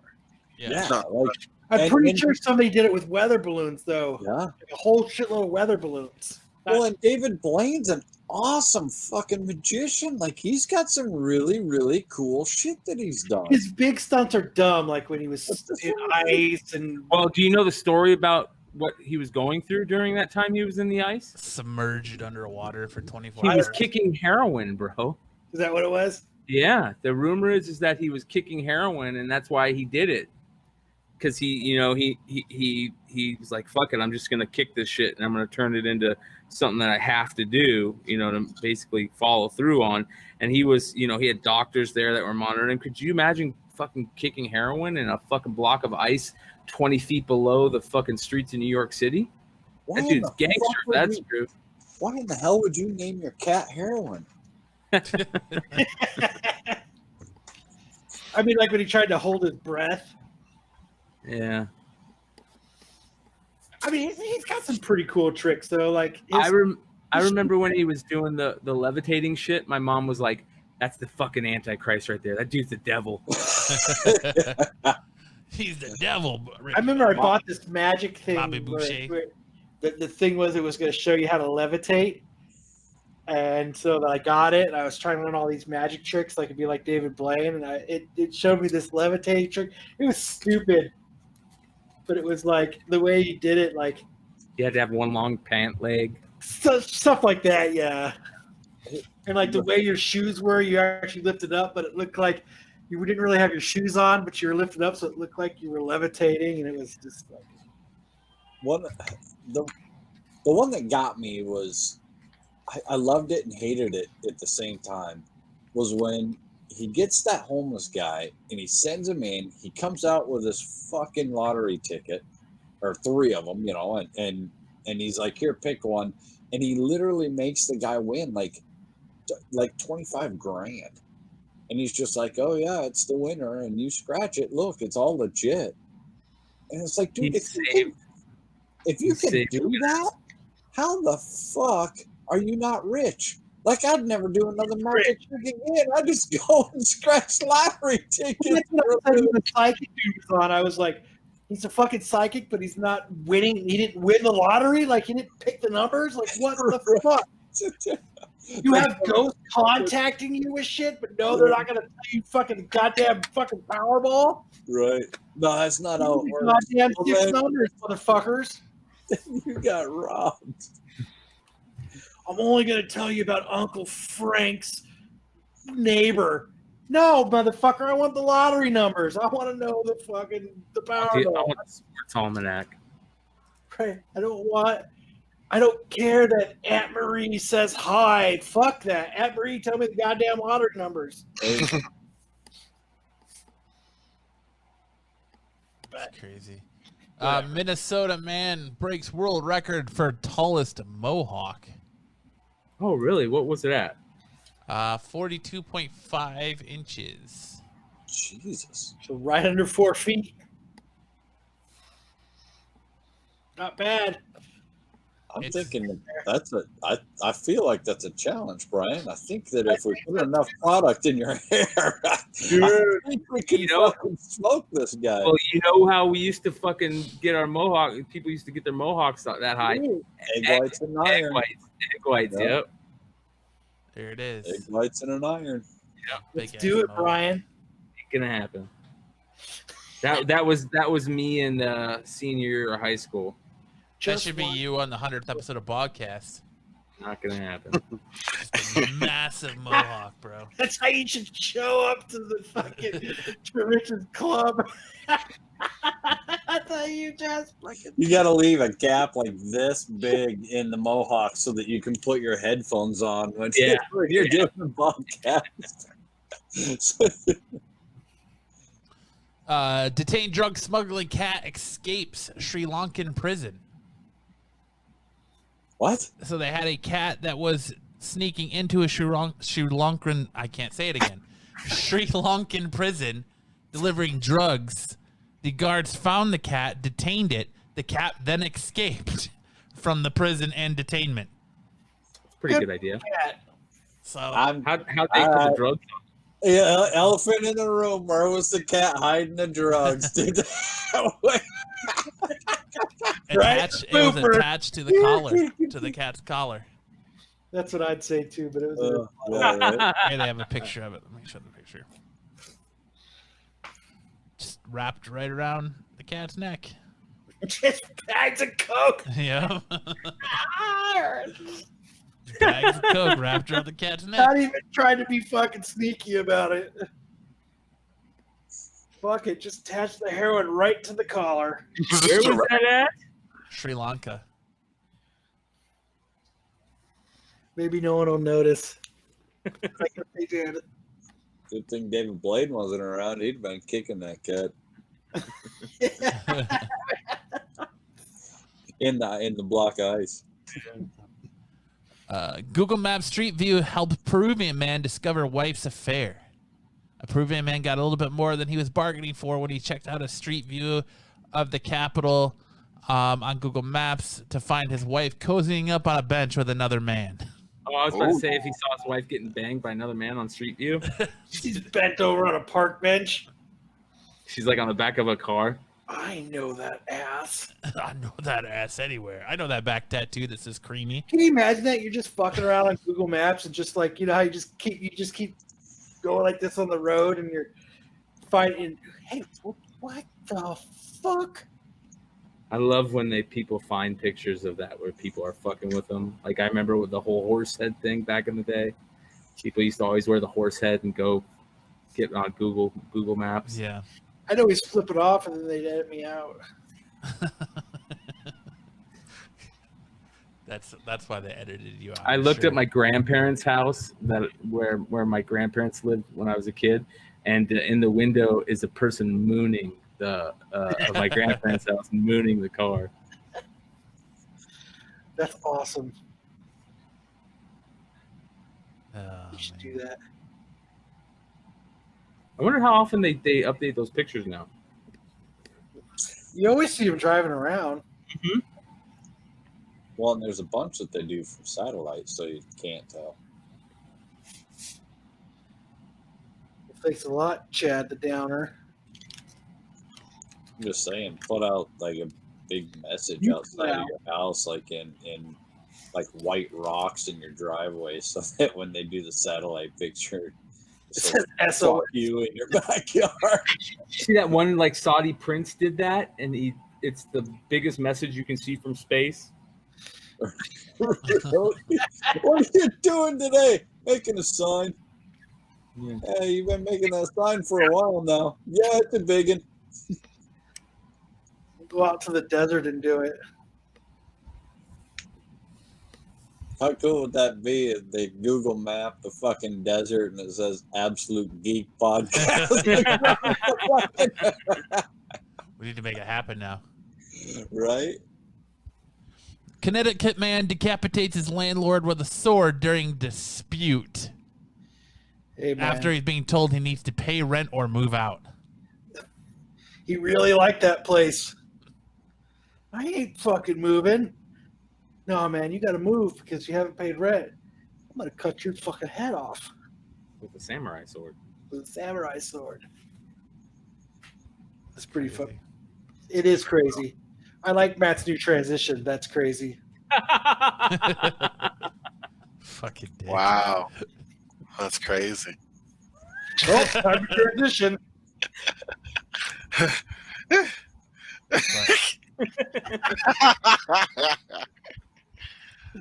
Yeah, Is wow. that crazy, Matt? They said that That's they so found his crazy. body on the floor covered with a number of articles of clothing. in bed. Only way it could be worse is if he went, that's so odd. Odd news. Good job, Corbett. That's odd. That's odd. Odd news. Segway. Do-do-do-do-do-do. Yeah. Our last piece of odd news tonight is living a lie. A man calls boneless chicken wings to be renamed during a city council meeting. So he went into a city council meeting to complain that boneless chicken wings. That was should be called solid. chicken wings, That they're was a lie. solid. I saw that. He said it was lying to kids. It was confusing them. All he was doing was trying to help out the kids. I mean, who doesn't Yeah. want to help out little Who kids doesn't want to help out the kids? besides Chad? I was just gonna say, get the fuck off my lawn. Trick I don't love the care kids. who you are, but especially if you're. Yeah, exactly. call 'em chicken Damn, wings. that Trick Daddy callback. Fucking hell. No, don't. It's all right. I live in Arizona. Get off my rocks. Get off my rocks. Son of a bitches. Hey, could you imagine that? He's like, all right, I'm going to go down. And he patiently waited, and he finally got his time. And he's like, we need to change boneless chicken wings. Yep. The fuck? He kind of looks like Brian. He looks like he could be related to Brian. He does not. Sure. He went down and fought for boneless chicken wings, but he's not offended by anal bleaching. Like, you can't change that to, changing your ringtone. He went and Like, that sounds better than what appears to be either a cheeseburger or a hot dog tie. Well, who doesn't want to go to a council meeting with a cheeseburger tie? I mean, that's just what you do. That's just how you fight gotta for your roll. wings. See, look, it's like a cheeseburger or a hot dog tie he's got on. I think that's pretty fucking cool of him. I like that he fucking is trying to help out our next generation of people not be confused. Because, there's a lot of confusion going on. Yeah, like how to wear their fucking pants. Hey now. Low. Oh, wet tenders. Oh my God. My brother said he was in a store or something the other day. I forget who I was talking to. It was my brother. He's like, and this girl says to her mom, "Mom, I need to go get some mom jeans." And my brother's like, "What?" They're the ones that are really high up. Yeah. Yeah. Shit's weird. Yeah. It's crazy how cyclical everything is. Don't wear mom jeans. Whatever. Bring back hip hop. Oh, Mom, God forbid you say something else that offends you. Right? Yeah. Moms everywhere should be offended right now. All these microaggressions, man. These damn microaggressions. Chad has been tossing like 18 of them today. Hey, I'm a microaggressive motherfucker. Me too. Kyle too. Such a bandwagon. Such a great answer. What? I'm just here to poke the bear. You're poking away, sir. You're I poking do. I away. poke the bear. Wait, can you hear what? Oh, you guys are being dumb. stupid. Anybody got anything else you want to talk about tonight? Anything else you want to share about Stout? Rip, brother. He was an awesome dude, man, and my heart goes out to him and his whole family, his wife, his kids, Absolutely. parents, his brothers, cousins, everybody. My heart goes out to all of them. I'm sorry for you guys' loss. Absolutely. Unimaginable, those kids for the pain that they feel. 38 years old, man, and just done in an instant. That is just that's what tears me up. That's what I was telling someone today at work. They were talking to me about like the end of the year, and they're like, "Oh, well, you got to start taking your PTO because the end of the year's coming, and I can't wait to the end of the year." And I'm just hoping I get out of this year alive at this point. Like it's crazy the things that are going on this year, you know. And it's like Brian said, it's just like fuck, dude. 2020, like you can't even. There's really no other way to explain it anymore. It's just like 2020, you know. Just the last, it's been so fucking weird. And I wasn't going to say anything because you guys are going to be like, whatever, Chad, you're full of shit. But whatever, Chad, you're full of shit. Fucking tinfoil hat time. Tinfoil hat time. Serious. This is some fucking weird tinfoil hat shit. The last week has been hell and placated. I've had all kinds of weird shit going on. Anyway, and troubles and ups and downs. Anyway, so every time like I sat down to watch a TV show, and on the TV show was the message of the show was literally like, you never know when you're done. You never know when your time's up. Stop doing what you're doing. Live your dream. Go after what you want to go after. And it was like, okay, you know, cool. Got the message. Next day, talking to someone at work, and they were like, yeah, you know, the gal's husband and the kid's dad and everything had literally just died last Saturday. And they were like, you never know when your time's up. You never know, you know, follow your dream, do what I've heard that on TV shows, not just one, but like fucking multiple ones. I've heard that from like 10 people this week. I've heard that from just everything left and right this whole fucking week. Every time I turn around, someone's telling me, follow your dream, do what you want to do. You don't know when your time is up. Go after what you want to do. And it's just like, okay, I'm going to go to the doctor. I'm going to get checked out. I'm going to make sure everything's okay. I'm going to start looking at doing some things that I have in the works that I'm really looking at doing. Like, fuck, I don't know what the universe is telling me, but hey, you know what? I'm listening. I get it. It's time to, you know, quit fucking around and start being happy in life and making that goal and achieving it. Like, fuck, I don't, it has been a creepy week on that level. Everybody should be there should be some goal everybody's trying to get to. And they should be doing everything they can to get to it. And just remember to hug your loved ones and make sure that they know that you love them, and make sure to always have a good show, because you never know when it's the last show they're going to listen to. If there's any solace to take any of this, is that he got what a lot of people don't get, is he got to spend the last week with his family. He got to go on that trip with his kids to the lake. He spent his last day with his wife, you know, so it's, at least he got that, you know.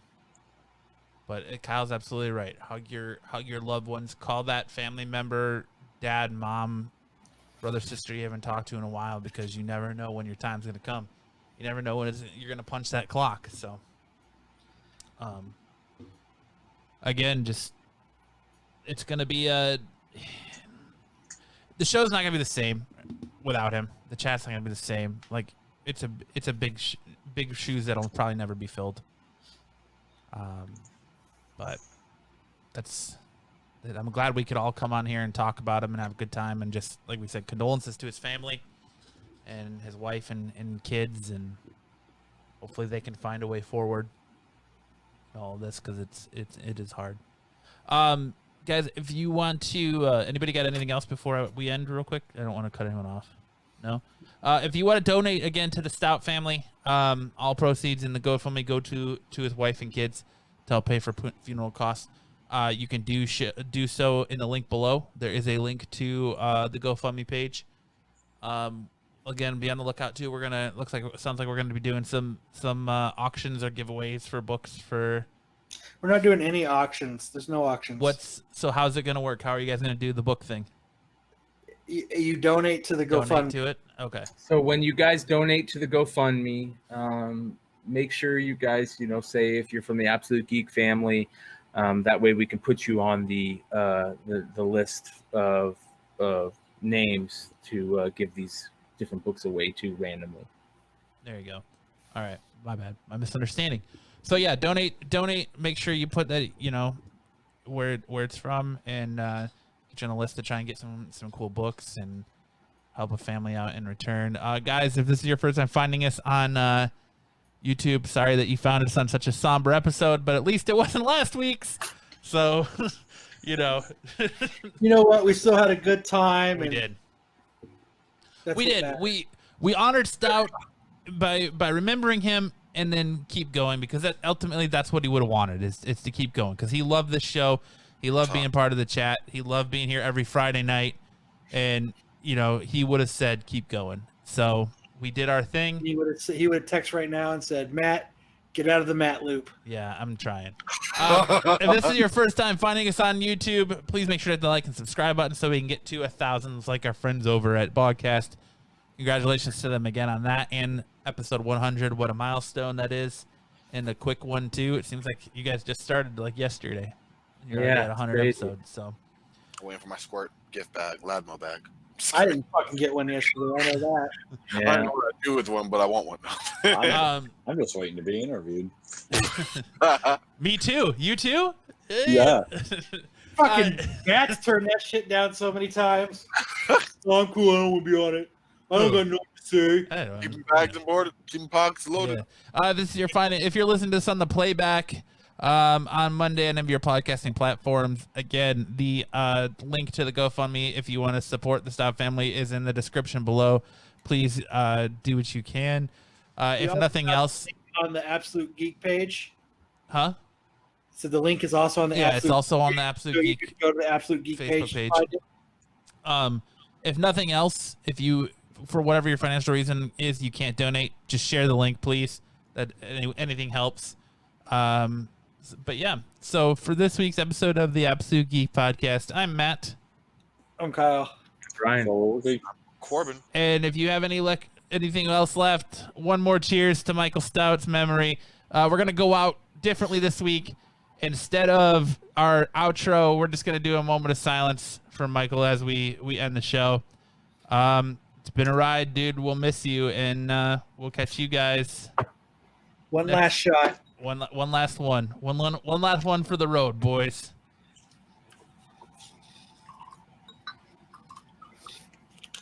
Guys in the chat, we offer you to participate with us if you want to. One last one to Stout.